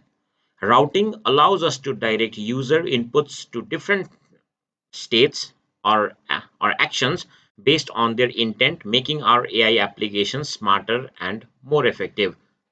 In this video, we'll start by setting up a simple example with three types of requests: greeting, goodbyes, and anything else that doesn't match these categories. And using LangChain's RunnableBranch and RunnablePassthrough, we'll build a flow that classifies the request with a small language model and then routes it to the appropriate handler function. And by the end of this video, you will see how to coordinate multiple branches in a clean, modular way so that your AI can decide dynamically what action to take depending on what the user says. Let's jump into the code and see it in action. So this is my requirements.py file. It is the same as per my last Python implementation video, but you haven't seen that.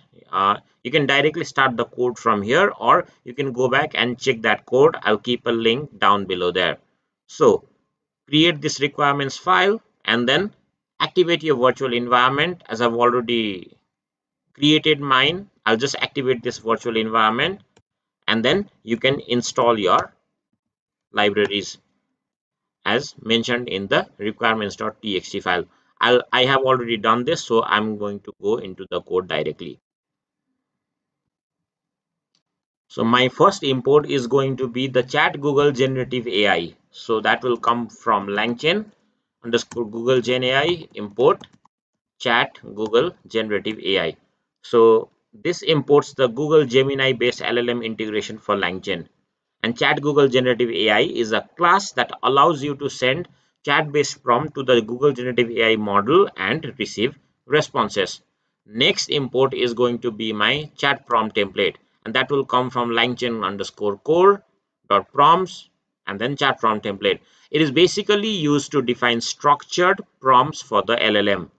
You can create prompts with placeholder like request and a system message to guide the model's behavior. And this ensures consistent formatting and helps the LLM understand the task clearly, like classifying input or generating a response.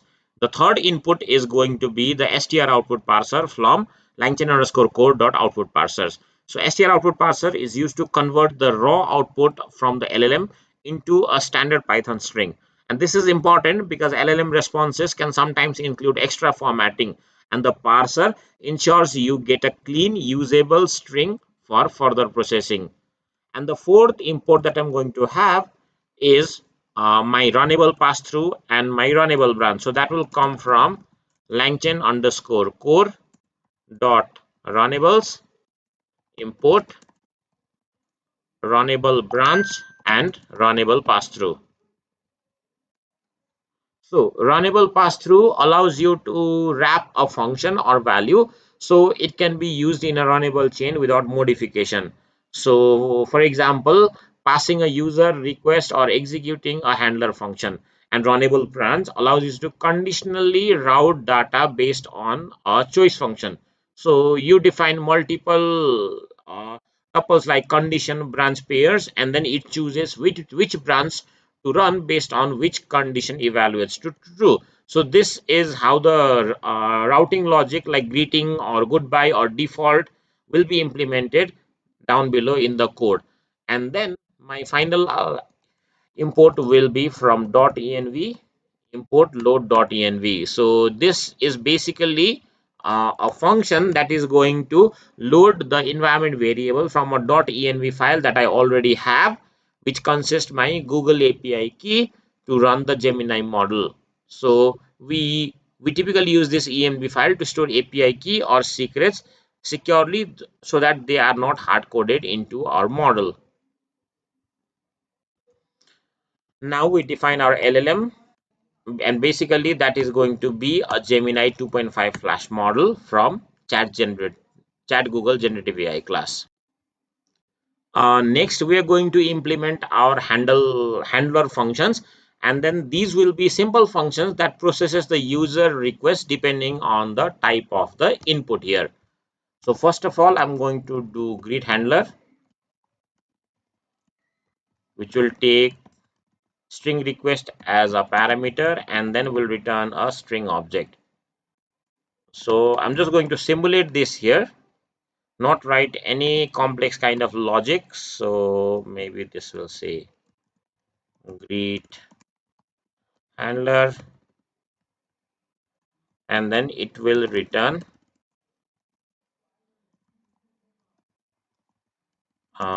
greet handler processed, and then the request. Similarly, I'll have a by handler, and then it will print by handler, and then I'll say by handler process and then request. And then I'll also have a default handler, which will take in a string, give in string, give out string again. Again, I'll simply print a default handler and then return a string called default handler process and then pass the request along with this. And now we are going to set up the router prompt here. And this is where we tell our language model exactly what we want to do. So in this prompt, we provide a system instruction asking the model to classify whether the user's request is one of the three categories. Greet if the user is saying hello, bye if the user is saying goodbye, and default for anything else. Let me implement the system prompt here. Okay, so like I said, we have a system prompt that classifies the user request as one of the following: greet if user is saying hello, bye if user is saying goodbye, and default otherwise. We also make it clear that model should only output one single word, basically greet, bye, or default. And finally, we include a placeholder request for the actual user input. So each time the model gets a new request, it knows exactly what to classify.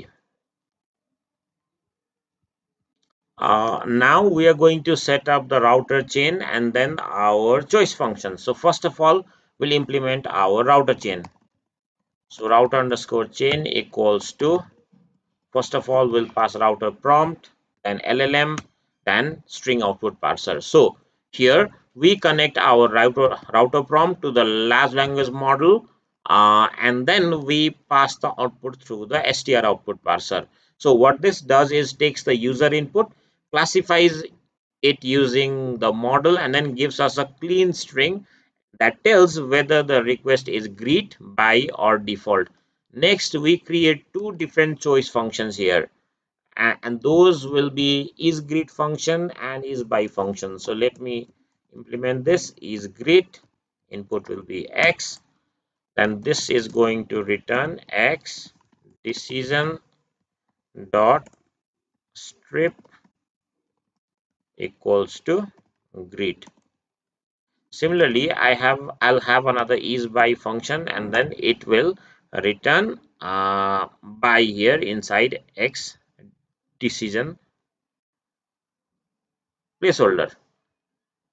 So this function will check the model choice and then return true if the classification matches their category. So isGreet is going to return true here if the choice is greet, and then isBy will return true here if the choice is by. So these will be used later in the routing system to determine which handler to execute based on the user's input. So I've also been getting a lot of complaints from my viewers that the font size in this VS Code is quite small.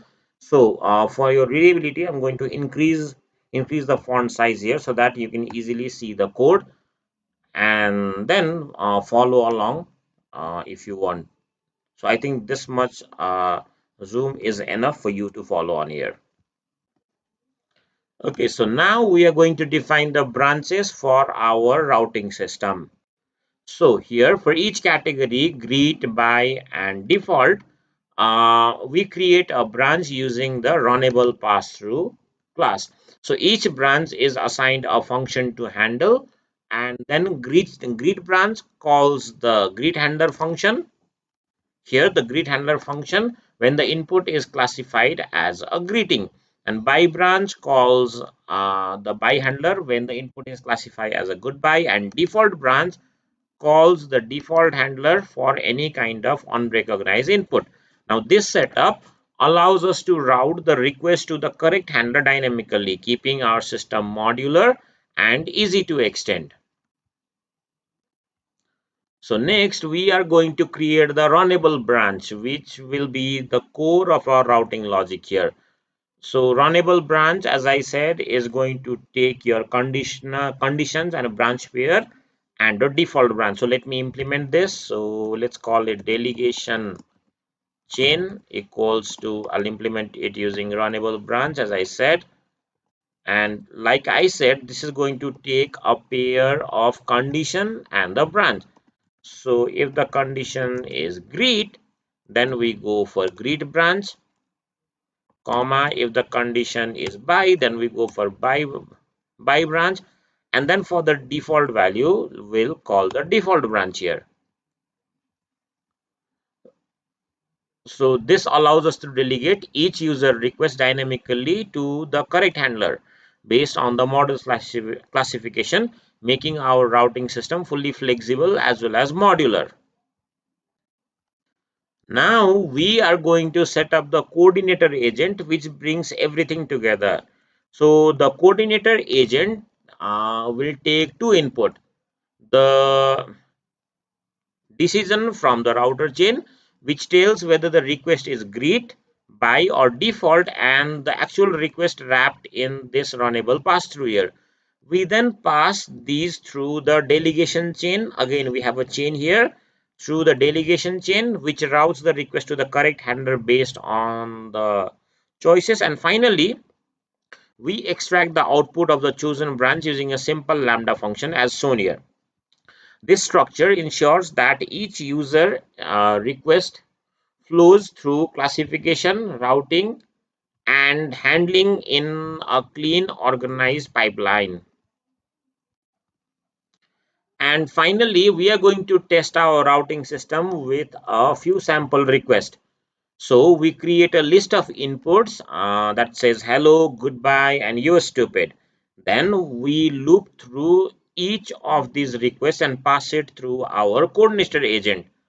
Now the coordinator handles the request by classifying it, routing it through the correct branch, and then executing the appropriate handler.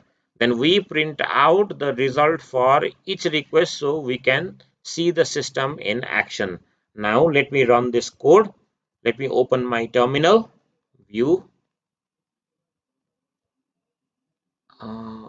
terminal. So let me save this code first, and then I'll run this python 2.routing 1 underscore LangChain underscore routing.py. So if you have no errors, you should see the code running down there. It is taking some time because it is taking time to load this model here. Okay, so as you can see, the greeting goes up to the greet handler. The farewell goes up to the bye handler, and then the unrecognized input here goes to the default handler. And that is it. We've successfully implemented a dynamic routing system using LangChain. And with this setup, you can easily expand your system to handle more intense and complex workflows, making your AI applications smarter and more interactive. So thank you for watching, and don't forget to experiment with your own request and handlers to see how flexible this routing pattern can be. And I will see you in the next video. After learning prompt chaining for sequential workflows and routing for dynamic decision making, the parallelization pattern addresses tasks that contain multiple independent subtasks. Instead of executing them one after another, this pattern allows subtasks to run simultaneously, improving efficiency and performance in complex agentic systems. Parallelization means running multiple components like LLM calls, tools, or sub-agents concurrently rather than sequentially. By executing independent tasks at the same time, it reduces overall execution time for workflows that can be broken into separate non-dependent parts. The concept of parallelization becomes clearest when we look at how a research agent handles a complex task compared to the traditional sequential approach. In the sequential workflow, the agent must complete each step entirely before moving to the next. So imagine an agent tasked with researching and summarizing a topic using two distinct sources, A and B. The process unfolds linearly. First, the agent must make first search for source A. This could involve querying a database or an external API, a task that introduces latency or waiting time. Second, only once source A is found does the agent proceed to summarize source A. Next, it starts the entire cycle over search for source B. Again, it waits for the result. And then it summarizes source B, and finally all four distinct steps are complete. The agent can synthesize a final answer for summaries A and B. The total time taken is the sum of the time for all five steps. If the search steps are time consuming, the entire process slows down considerably, like a single queue waiting for every individual action to finish. While we consider the parallel approach, the parallelization pattern is applied by identifying subtasks that are independent, meaning the search for source B doesn't need the summary for source A to begin. So using the same research task, the parallel approach optimizes execution. First, the concurrent execution. The agent initiates search for source A and search for source B simultaneously. Since these are independent lookups, they run in parallel, effectively cutting the waiting time for the search phase down to the duration of the longest search. Next is concurrent processing. Once both searches are complete, or as soon as individual search is complete, the agent simultaneously starts the summarize source A and summarize source B task. These independent LLM operations run at the same time. And the third is sequential synthesis. The final step, which is synthesize a final answer from summaries A and B, must remain sequential because it requires the result or summaries A and B from the previous parallel step. So by executing the independent search and summarization task concurrently, the parallel approach drastically reduces the overall execution time while still producing the exact same high quality final result. This optimization is crucial for building responsive and effective systems, especially those frequently interacting with external services that introduces latency. Like I said, the parallel approach reduces total execution time by performing independent tasks at the same time while producing the same final result. Parallelization involves identifying independent parts of the workflow that don't rely on each other and executing them simultaneously. This is especially useful when interacting with external services like API or database, where latency can slow sequential execution. And implementing parallelization typically uses asynchronous operations, multi-threading, or multiprocessing, and modern agentic frameworks are built to design or built to work implementing parallel steps straightforward. The parallelization pattern is vital for improving the efficiency and responsiveness of agentic system, especially when dealing with tasks that involve independent lookups, computations, or interactions with external services. It's a key technique for optimizing the performance of complex agents. Now, when we talk about practical applications and use case of parallelization optimizes agents' performance by executing independent tasks concurrently across various domains. Power of parallelization is best demonstrated in real-world agent use cases, particularly where multiple independent information sources or analysis methods are required. First, information gathering and research. So imagine an agent tasked with providing a comprehensive profile on a specific company. A sequential agent would be painfully slow. First, search news, then wait, then pull stock data, then wait, and so on. While the parallelization pattern transforms this process. So the basic use case is researching a company. The agent simultaneously launches four distinct independent subtasks. The first is search news articles, maybe it calls an external news API. Second is the pull stock data, maybe it calls a financial API. The third is check social media, maybe it calls a platform API. And fourth is the query the company database, maybe it calls an internal service.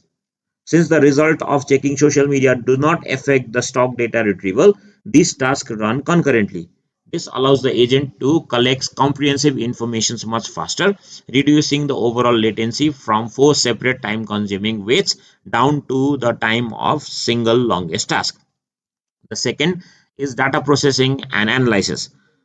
Parallelization is also a game changer when performing multiple complex or multifaceted analysis on a single dataset, such as large volumes of customer feedback. Consider a use case analyzing customer feedback. So a sequential approach would run one analysis after another. A parallel agent is far more efficient, executing several types of analysis at once. The first can be sentiment analysis, where the agent can analyze whether the feedback is positive or negative. The second can be keyword extraction. The third can be categorization, maybe related to billing, service, or product. And the fourth can be urgent issue identification, uh, maybe identifying terms like bug or down or some other high priority terms. And by running these tasks in parallel, the agent quickly processes the data through multiple analytical lenses. This provides a multifaceted analysis quickly, enabling faster choice making, such as immediately routing urgent issues while compiling general trends. We can consider multi API or tool integration or travel planning use case. So imagine a travel planning agent. To create a complete itinerary, the agent must interact with several external booking and information services. The parallel tasks, the agent doesn't check flights, then wait, then checks hotel, then wait. Instead, it concurrently calls the API for flights, hotel, local events, and restaurants. And by running these independent external lookups simultaneously, the agent presents a complete travel plan much faster than a sequential system would. Next would be content generation with multiple components, or maybe marketing email. So for a marketing email agent, the final output is a composite of several distinct creative elements. The parallel task here, the agent executes independent generative tasks at once. Generate the subject line, draft the email body, find a relevant image, and create the call to action button. So this concurrency allows the agent to assemble the complete content efficiently, significantly accelerating the production pipeline compared to drafting each piece one after the other. Another use case can be validation and verification of user input. So when an agent needs to confirm the quality of submitted user input, it often involves multiple checks that don't depend on each other. So the parallel task here can be the agent simultaneously runs check for the validity of the email format, phone number, address structure, and scans for the input for profanity and or inappropriate content. So by performing these checks in parallel, allows the agent to provide faster feedback or on input validity, improving the social media experience. And we can also consider multi-options generation, or maybe generative creative text. So when an agent is tasked with generating optimal creative options like headlines, it benefits from producing multiple variations instantly. So the agent instructs the LLM to produce multiple headline or variations simultaneously instead of generating one, evaluating it, and then generating the next. So this allows the agent to quickly compare and select the best option, drastically cutting down on iteration time. So in conclusion, parallelization is a key optimization pattern in agentic systems, enabling developers to build highly responsive, efficient, and scalable applications by executing independent tasks concurrently. In the previous videos, we've explored fundamental agentic patterns, chaining for sequential execution, routing for dynamic path selection, and parallelization for concurrent task execution. These patterns enable agents to perform complex tasks more efficiently and flexibly. However, even with sophisticated workflows, an agent's initial output or plan might not be optimal, accurate, or complete. And this is where the reflection pattern comes into play. The reflection pattern involves an agent evaluating its own work, output, or internal state and using that evaluation to improve its performance or refine its response. It's a form of self-correction or self-improvement, allowing the agent to iteratively refine its output or adjust its approach based on feedback, internal critique, or comparison against desired criteria. Reflection can occasionally be facilitated by a separate agent whose specific role is to analyze the output of an initial agent. Unlike a simple sequential chain where output is passed directly to the next step, or routing which chooses a path, reflection introduces a feedback loop. The agent doesn't produce an output or doesn't just produce an output. It then examines that output or the process that generated it, identifies potential issues or area for improvement, and uses those insights to generate a better version or modify its future actions. The process typically involves four major steps. The first is the execution, where the agent performs a task or generates an initial output. The next is evaluation or critic, where the agent, often using another LLM call or set of rules, analyzes the result from the previous step. This evaluation might check for the factual accuracy, coherence, style, completeness, adherence to instructions, or other relevant criteria. The third is the reflection or refinement. So based on the critic, the agent identifies how to improve. This might involve generating a refined output, adjusting parameters for a subsequent step, or even modifying the overall plan. And the fourth is iteration, which is optional but common. So the refined output or adjusted approach can then be executed, and the reflection process can repeat until a satisfactory result is achieved or a stopping condition is met.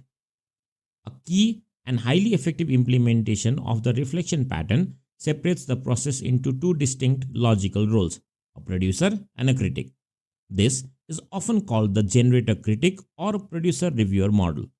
While a single agent can perform distinct or self-reflection, using two specialized agents or two separate LLM calls with distinct system prompts often yields more robust and unbiased result.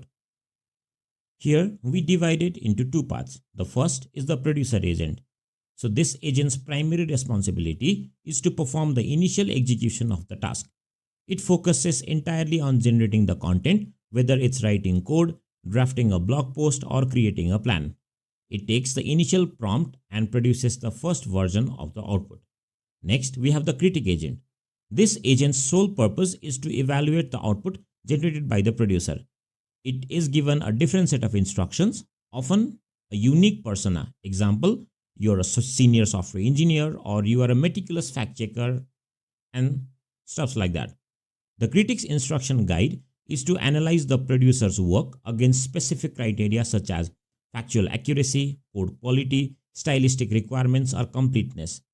It is prepared to find flaws, suggest improvements, and provide structured feedback. This separation of concern is powerful because it prevents the cognitive bias of an agent reviewing its own work. The critic agent approaches the output with a fresh perspective, dedicated entirely to find errors and areas of improvement. The feedback from the critic is then passed back to the producer agent, which uses it as a guide to generate a new, refined version of the output. Implementing reflection often requires structuring the agent's workflow to include these feedback loops. This can be achieved through iterative loops in code or using frameworks that support state management and conditional transitions based on evaluation result. Furthermore, the effectiveness of the reflection pattern is significantly enhanced when the LLM keeps a memory of the conversation. This conversational history provides crucial context for the evaluation phase, allowing the agent to assess its output not just in isolation, but against the backdrop of previous interactions, user feedback, and evolving goals. It enables the agent to learn from past critics and avoid repeating errors. Without memory, each reflection is a self-contained event. With memory, reflection becomes a cumulative process where each cycle builds upon the last, leading to more intelligent and context-aware refinement. The reflection pattern is valuable in scenarios where output quality, accuracy, or adherence to complex constraints is critical. Here, we'll take a look at such few scenarios. The first is creative writing and content generation. Basically, we're talking about refining generated text, stories, poems, or marketing copy. We'll consider a use case here, an agent writing a blog post. So, what does an agent do here? It generates a draft, critique it for flow, tone, and clarity, and then rewrite based on the critic. And then it repeats the task until the post meets quality standards. The benefit of this, it produces more polished and effective content. The next is code generation and debugging, where the agent is writing code, identifying errors, and fixing them. So the use case is an agent writing a Python function. So the agent writes the initial code, run test or static analysis, identify errors or inefficiencies, then modify the code based on the findings. The benefit, it generates more robust and functional code. The third is complex problem solving. Here, the agent evaluates intermediate steps or propose solutions in multi-step reasoning tasks. The use case can be considered as an agent solving a logic puzzle. Here, the agent proposes a step, evaluate if it leads closer to the solution or introduces contradictions, backtrack, or chooses a different step if needed. The benefit, it improves the agent's ability to navigate complex problem spaces. The fourth is the summarization and information synthesis, where the agent refines summaries for accuracy, completeness, and conciseness. The use case can be considered as an agent summarizing a long document. Here, the agent generates an initial summary, compares it against key points in the original document, refines the summary to include missing information or improve accuracy. The benefit, it creates more accurate and comprehensive summaries. Next is planning and strategy, where the agent evaluates a proposed plan and identifies potential flaws or improvements. We can consider a use case here: an agent planning a series of actions to achieve a goal, where the agent generates a plan, simulates its execution, or evaluate its feasibility against constraints, revise the plan based on the evaluation. The benefit is that it develops more effective and realistic plans. And the last one is conversational agents, where the agents review previous turns in a conversation to maintain context, correct misunderstandings, or improve response quality. We can consider a use case of a customer support chatbot, where the agent, after a user response, review the conversation history and the last generated message to ensure coherence and address the user's latest input accurately. And the benefit, it leads to more natural and effective conversations. So reflection adds a layer of metacognition to agentic systems, enabling them to learn from their own output and processes, leading to more intelligent, reliable, and high quality results. Now that we've covered the theory behind the reflection pattern, let's shift into building a practical working example of it. In this session, we're essentially creating a mini reflection app, small program that demonstrates how an AI can generate code, critique that code, and then refine it based on its own feedback. Here's what this app is going to do. We'll start by giving the AI a very specific programming task: to create a Python function called calculate factorial with proper documentation, error handling, and edge case support. But instead of generating the function once and trusting the output, we'll run it through a multi-step reflection cycle. Think of this as building a pipeline with two roles: the generator, where the AI will be acting as the developer. So this will produce the initial version of the code, and on later iterations, it will refine the code based on the feedback. And then the next is the reflector. And then this is the AI acting as the senior engineer or reviewer.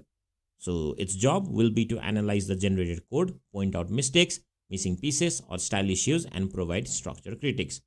Our code ties these two roles together in a loop. So each iteration looks like this. The first will generate or update the code. Then we'll review it critically. So if the flaws are found, the critics are fed back in. And if the reviewer says everything is perfect, then the loop stops. And by the end of this demonstration, we'll have a final refined version of the factorial function, one that has gone through multiple rounds of self-improvement. So with that understanding, let's dive into the actual implementation and walk through how this reflection loop is constructed in code. So first we'll start with imports. So from .env, import load.env. From LangChain underscore grok, import chat grok. We'll use this chat grok model or chat grok class and a llama model on top of it as our LLM for this particular part here. Then we'll use LangChain core messages, LangChain core dot messages, import system message and human message to maintain the memory for this particular producer critic agent system. Then I'm going to call load underscore dot env to load my grok credential here, or the grok API key from the .env file that I've constructed here. So now at first I'm going to define my model, which is chat grok, and then the model name inside this, or the LLM that I'm going to use, is the llama model, is the llama 3.3 model with 70 billion parameters, versatile. Okay, now I'm going to create a function for running my reflection code. And what this is going to do is this particular function will demonstrate a multi-step AI reflection loop to progressively improve a Python function. Okay, then the first task I'm going to do inside this particular function is write down my task prop.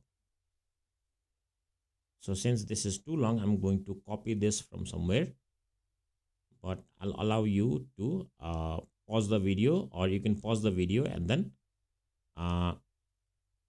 see or type whatever the prompt is here. Okay, so the prompt is, your task is to create a Python function named calculate factorial. So the function should do the following: accept a single integer n as input, calculate its factorial, include a clear doc string explaining what the function does, handle edge cases, the factorial of 0 is 1, and then handle invalid output, basically raise a value error if the input is a negative number. Then I'm going to define some hyperparameters for the reflection loop. So the reflection loop, here I'm going to do a max iterations of 3. Then I will also have a string variable to save my current code.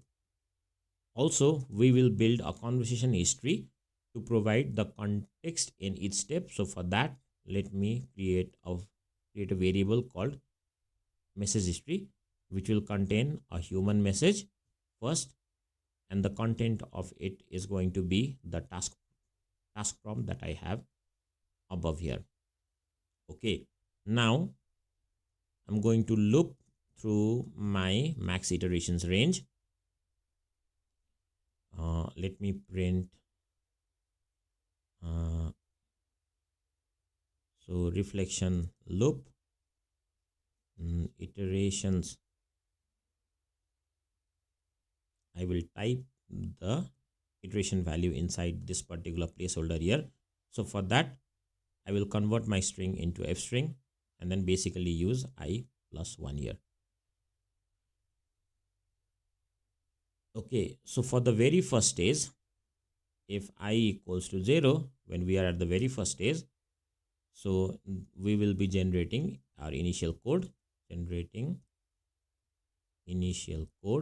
So for that, what I'm going to do is I'm going to invoke my LLM with the message history that I already have. So this is going to be message history. Then whatever is given to me, I'll keep it inside my current code variable. So current code is equal to response.content. But if it is not the first time, or the value of I is not 0, then we'll be in refining stage here. So refining stage, where we're going to append our message history, or we're going to append this to our history here. So this is a human message, and then inside this I'll provide a content, and then I will write please refine the code using the critics provided. And then based on this, I'm going to call my LLM again. So response equals to LLM.invoke, and then pass in the history here. And finally, if whatever the LLM generates in its if condition or the else condition, I'm going to append this to my history again. So message history dot append, and then I will keep in the response dot content part. Now I'll then move to stage 2, where the agent will reflect on the generated code. So the top one is my producer agent, and then next I'm going to declare a critic agent here. So for that, I'm going to write down a reflector prompt. Again, I will provide you the prompt. You can pause the video and then see what the prompt is. Okay, so the prompt is, you are a senior software engineer and an expert in Python. Your role is to perform a meticulous code review, critically evaluate and the provided Python code based on the original task requirements, look for bugs, style issues, missing edge cases, and areas for improvement. If the code is perfect and meets all requirements, respond with a single phrase, code is perfect. Otherwise, provide a bulleted list of your critics. Now, based on this, what I'm going to do is I'm again going to invoke my LLM, especially for the critic part. So the critic response is LLM. I'm going to use the same LLM here. Invoke. Then I will write down or pass in the reflector prompt. Remember that my original task prompt is also provided, and then the code to review is also provided from the current code here.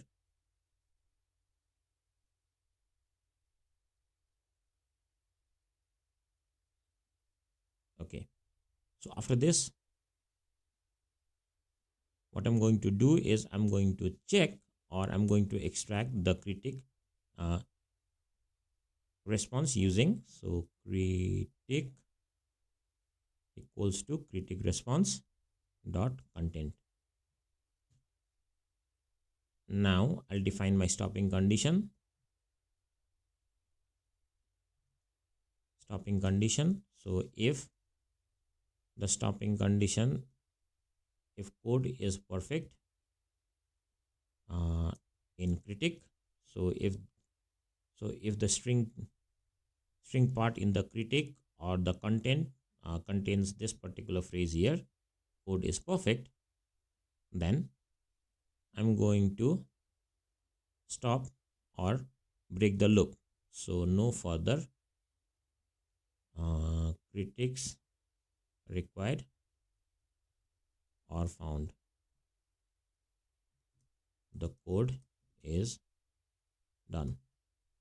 Then I'm going to insert a break. And what I can also do is I can print out the critic content here, whatever the LLM sent out. So critic content can be appended using critic. Okay, so this is done. And then what again I'm going to do is I'm going to append the critic response in the history again. So dot append. So again I'm going to label it as a human message. The content will be IF string. So critic for the previous code, or the criticism provided on the previous code by the agent is saved inside this particular critic part here. Okay, once everything is done, or the loop is run through the number of times that it needs to be implemented, then I'm going to go outside of the for loop, then print it my final response.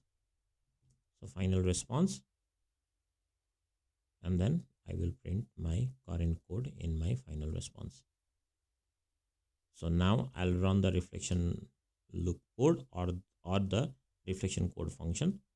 Basically, I can run this by first implementing or activating my virtual environment. So my VENV, my VENV scripts, and then activate. So the virtual environment is activated. So Python 3 reflection 1 reflection.py. So let me run this and then see what we get in the output. Okay, so I think I have some problem with my API key. Let me fix that first, and then I will rerun this script again. Okay, I seem to have missed the API key in the .env file. So I've already copied and pasted it into my .env file. Now let me run this again and see what the model generates. Okay, so for the first loop, what it is doing is it is generating at first it is generating the initial code. So while generating the initial code, I don't think I've printed whatever the model has generated. Let me check again. Yeah, so I've not printed it, but it after this it goes to stage 2, and then stage 2 it reflects on the generated code. So the reflection on the generated code is provided here, or the critic part is provided here. Also, I think it is better if we print whatever is generated by the producer agent here. So let me do response dot content and then rerun this part again. Also, let me also do this. Okay, I think this is okay for now. So rerun this again. Okay, so in case of my initial code, let me run C from the above here. So in case of the initial code, the calculate factorial function is created here.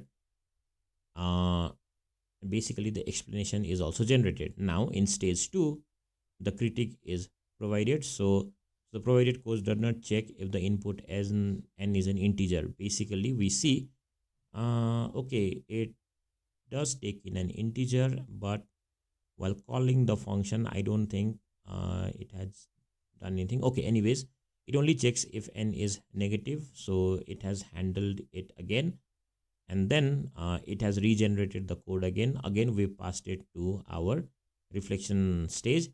Then yeah, so it should raise a type error if n is not an integer. It again gives me some few critics here, and then on stage 3 it again gives me some more critic, and then finally it generates an output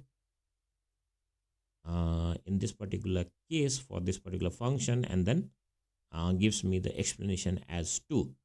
So it takes an integer n, raises a value error. The function handle the edge cases where n is 0 or 1. So this is also done, and then I think the producer critic model is working quite well in this particular case here. So in summary, when an agent's initial output is often suboptimal, suffering from inaccuracies, incompleteness, or a failure to meet complex requirements, the basic agentic workflows lack a built-in process for the agent to recognize and fix its own errors. And this is solved by having the agent evaluate its own work, or more robustly by introducing a separate logical agent to act as a critic, preventing the initial response from being the final one regardless of the quality. So the reflection pattern offers a solution by introducing a mechanism for self-correction and refinement. It establishes a feedback loop where a producer agent generates an output, and then a critic agent or the producer itself evaluates it against predefined criteria. This critic is then used to generate an improved version. This iterative process of generation, evaluation, and refinement progressively enhances the quality of the final result, leading to more accurate, coherent, and reliable outcomes.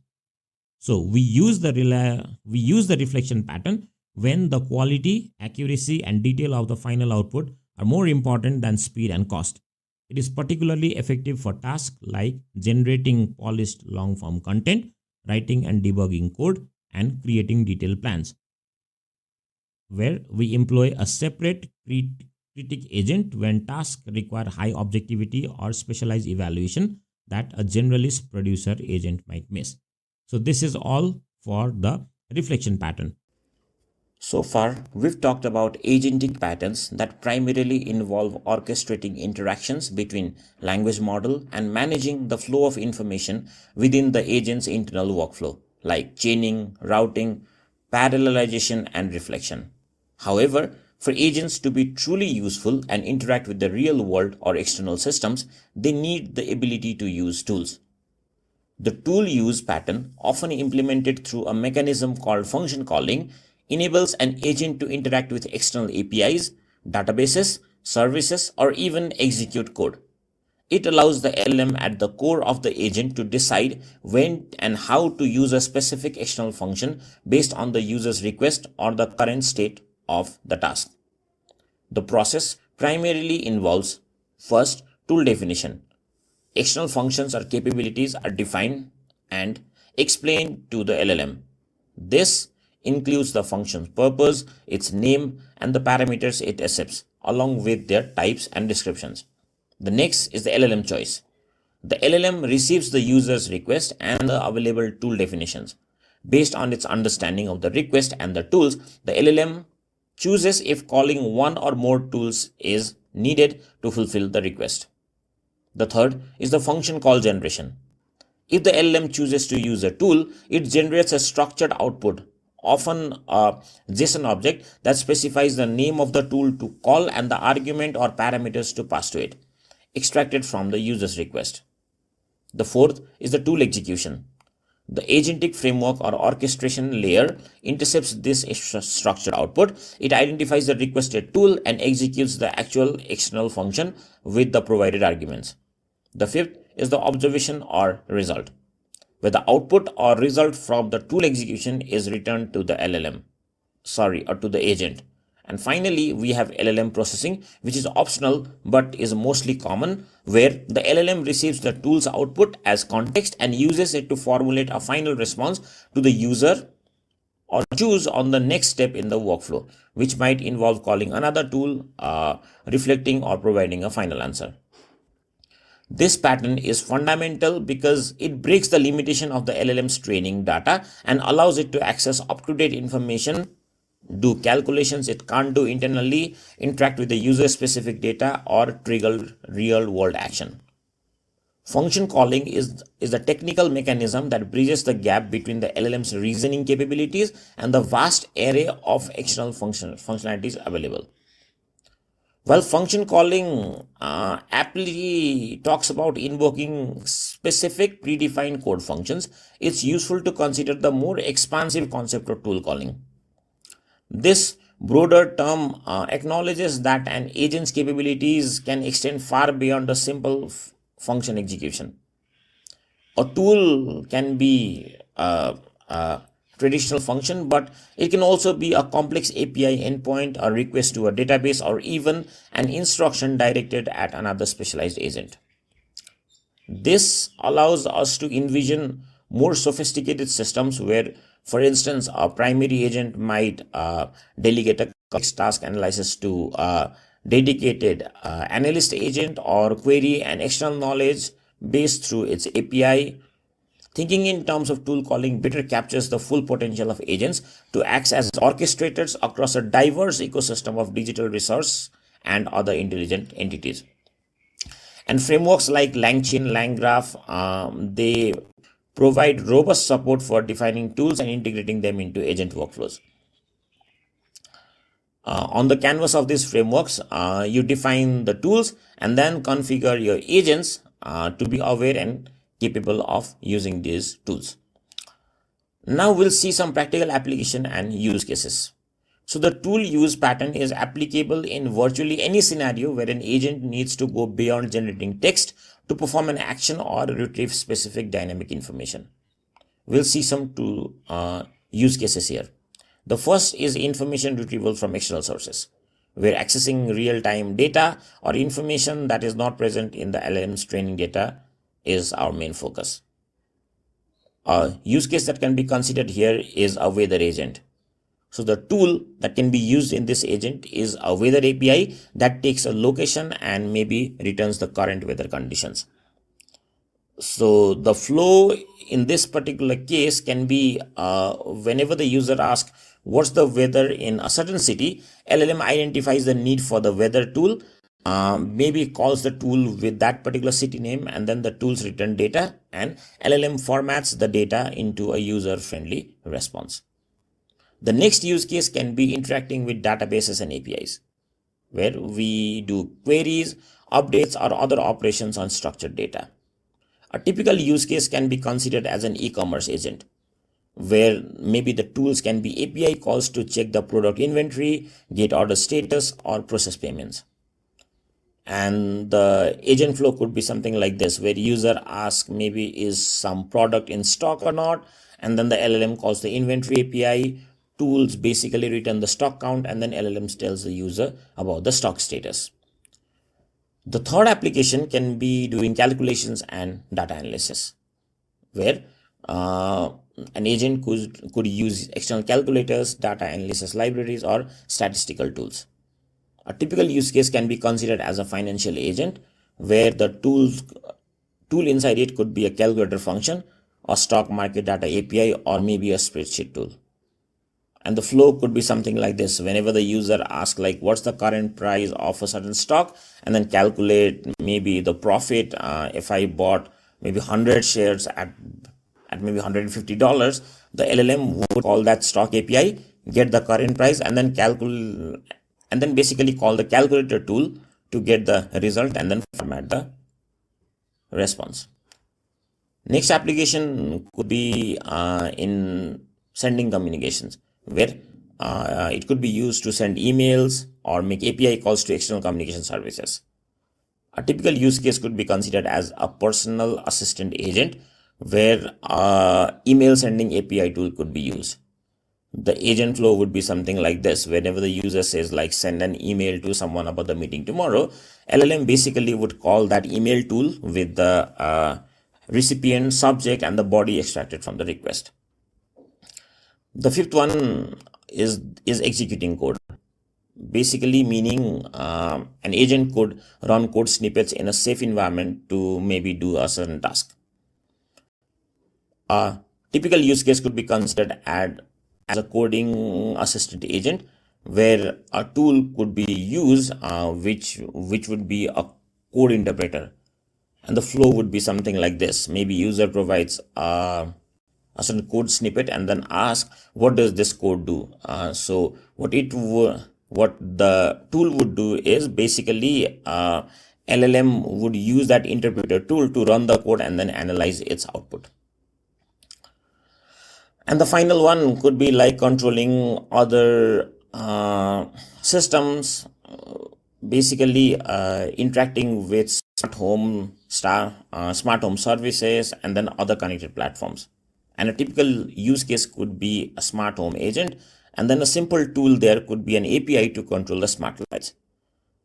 And the user could say maybe turn off the living room lights. The LLM would call that smart home tool to turn off the light with the command and then the target device. So tool use is what transforms a language model from a text generator into an agent capable of sensing, reasoning, and acting in the physical world. Now we'll see a code implementation of this particular tool call in LangChain.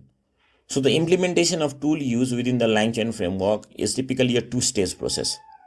Initially, one or more tools are defined, and then these tools are bound to a language model, thereby granting the model the capability to generate a structured tool use request whenever it identifies that an external function call is required to fulfill a user's query. So let's go for the implementation and then see how we can implement tool call in LangChain.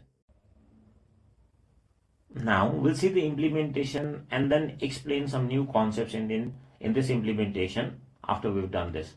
So from .env import load.env. This will load our API keys from .env file.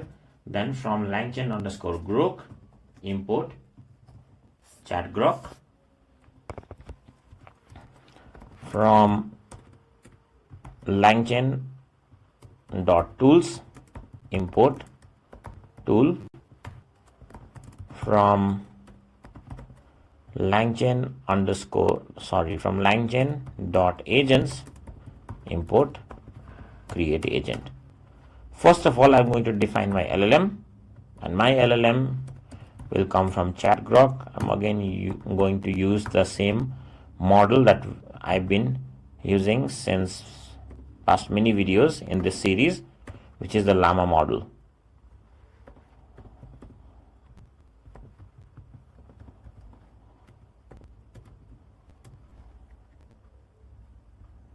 Then I'm going to define few tools here.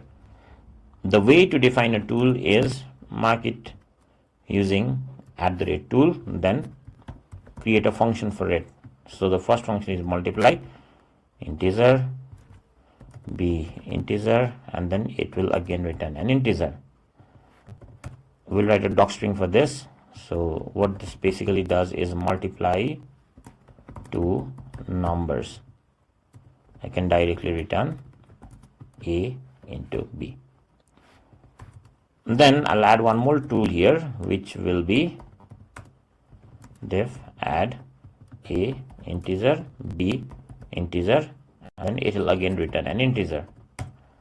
So add a docstring, add two numbers, and then return A plus B. So these are the custom tools that we will provide to the LLM for our tasks. So I have two tools, add and multiply, which I'm going to keep it inside a list. Then what I'm going to do is I'll write a system prompt. The system prompt will say I'll do it a multi-line string. You are a helpful AI agent. Use tools when necessary. If no tool is required, answer directly. So this will be my prompt, system prompt. Now, instead of directly invoking the LLM, what I'm going to do is I'm going to create an agent. So I'll call this create agent function from LangChain.agents. I'll define my model. My model will be the LLM that I have implemented here. Then I will also provide the access to tools that it has, these particular tools, and then I'll provide a system prompt. Now this will be our system prompt.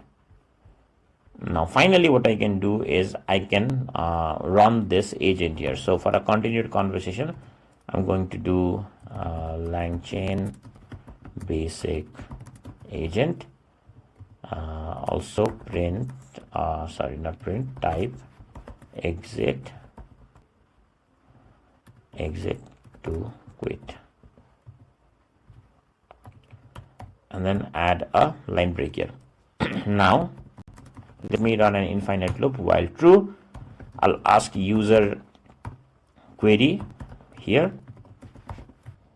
Further, I'm going to insert a condition to break out of the loop. So if user input dot lower equals to exit, then I'd like to break out of the loop, or basically end the conversation.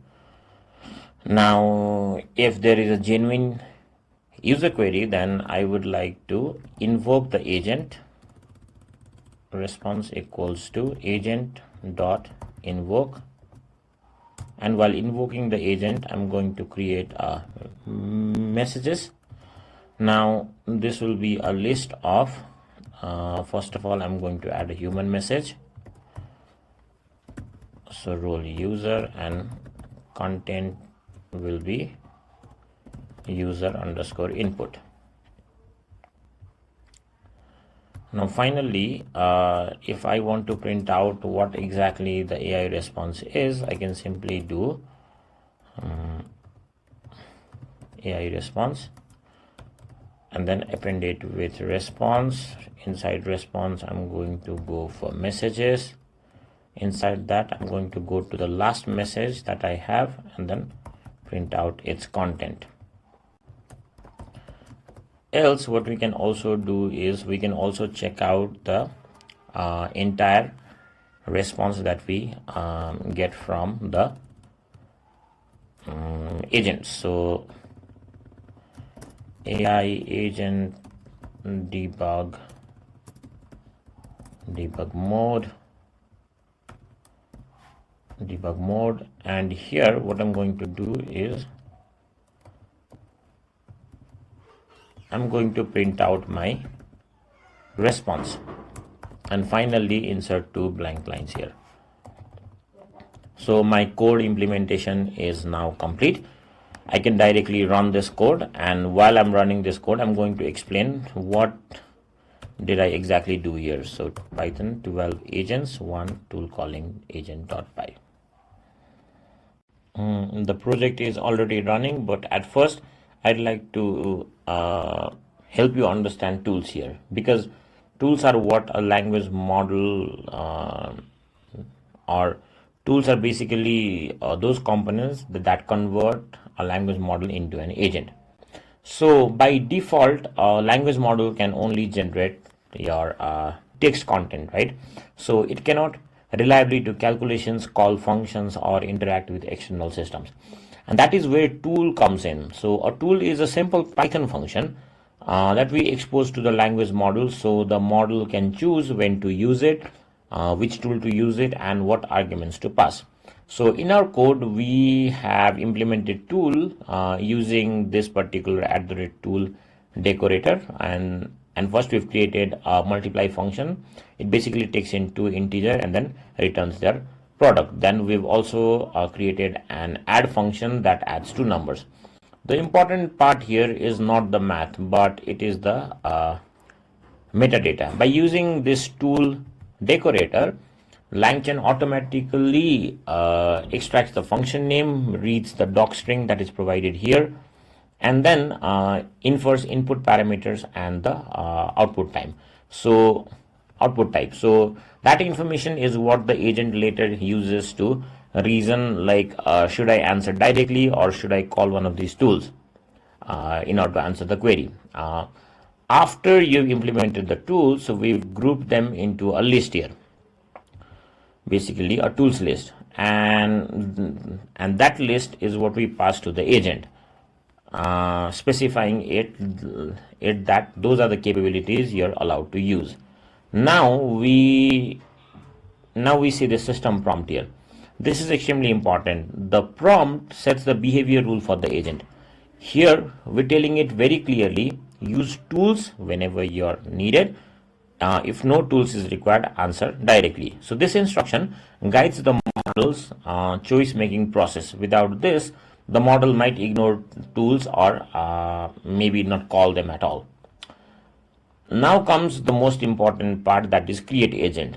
So the create agent function is where everything comes together. We pass three things inside this. First the language model, then the tools, and then the prompt that we've written above. So what create agent does internally is it creates an agent loop. It also enables tool calling, and it manages reasoning, tool execution, and final response generation. So in other words, this function turns a normal LLM into an autonomous choice making system. So the agent now follows this loop. So it basically reads the user input. It chooses whether a tool is required or not. If yes, it calls a tool with proper arguments, and it basically observes the tool output and then generates the final answer. And all of this happens automatically. Now, inside this loop here, we send user input to the agent using the format here. Here, we are explicitly passing messages in chat format. This makes the agent compatible with multi-turn conversations later on. And the response we get back contains all the intermediate reasoning, tool calls, and final output. And that is why we print the particular part only. So that gives us the final answer generated by the agent. Also, to see the full response in debug mode, we've actually implemented a print statement here where we can see which tool was called, what arguments were used, and how the agents reasoned internally. So now we are going to run this. So I'll say, hello, what is your name? So if we see the response, the AI says that I don't have a name, but I'm here to help you with any questions. So if you see the entire response part, you don't see any tool calls inside this here. You directly see an AI message content, the completion tokens, the prompt tokens, total tokens, and things like that.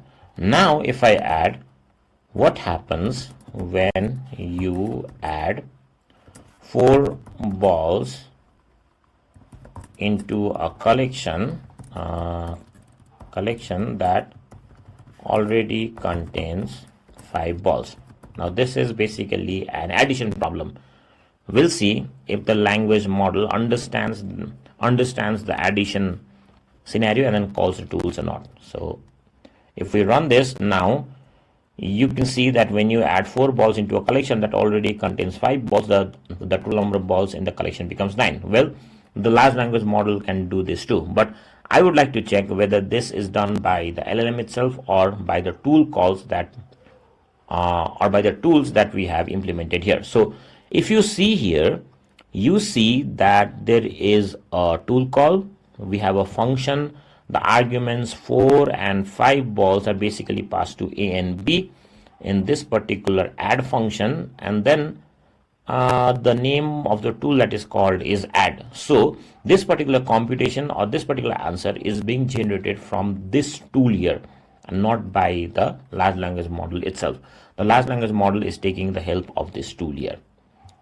We'll do one more thing. This can also do subtraction. Now if we have a collection of 5 balls in a basket, and if we remove 3 balls from it, how many balls are there now? So again, for this too, it does call the same add function here, but in terms of parameter, the total balls previously were 5 and then we remove 3 balls, which means the parameter b takes the -3 value and then it basically calls the add function and we get our result. There are 2 balls left inside the basket. So the large language model is in fact using these tools that we provided to it to answer our particular query, understanding the semantic meaning of our query here. We'll do one more for multiplication. So tell me the product of 10 and 2. It should understand that it is a multiplication problem, and it does. You see tool calls, so we get arguments 10 and 2, and then the function it calls is multiply. So this is how we have now turned our agent, we've now turned our LLM into an agent where it can reason whether to call a specific tool to solve a problem or whether to do it on its own. So the key takeaways from this particular video is that tools use or function calling allows agents to interact with external systems and access dynamic information. It involves defining tools and clear explanation and parameters that the LLM can understand. And the LLM chooses when to use a tool and generates structured function calls. And agentic frameworks execute the tool calls and returns the result to the LLM. And finally, tool use is essential for building agents that can do real-world actions and provide up-to-date information. So the tool use pattern is a critical architectural component for extending the functional scope of large language models beyond their intrinsic text generation capabilities.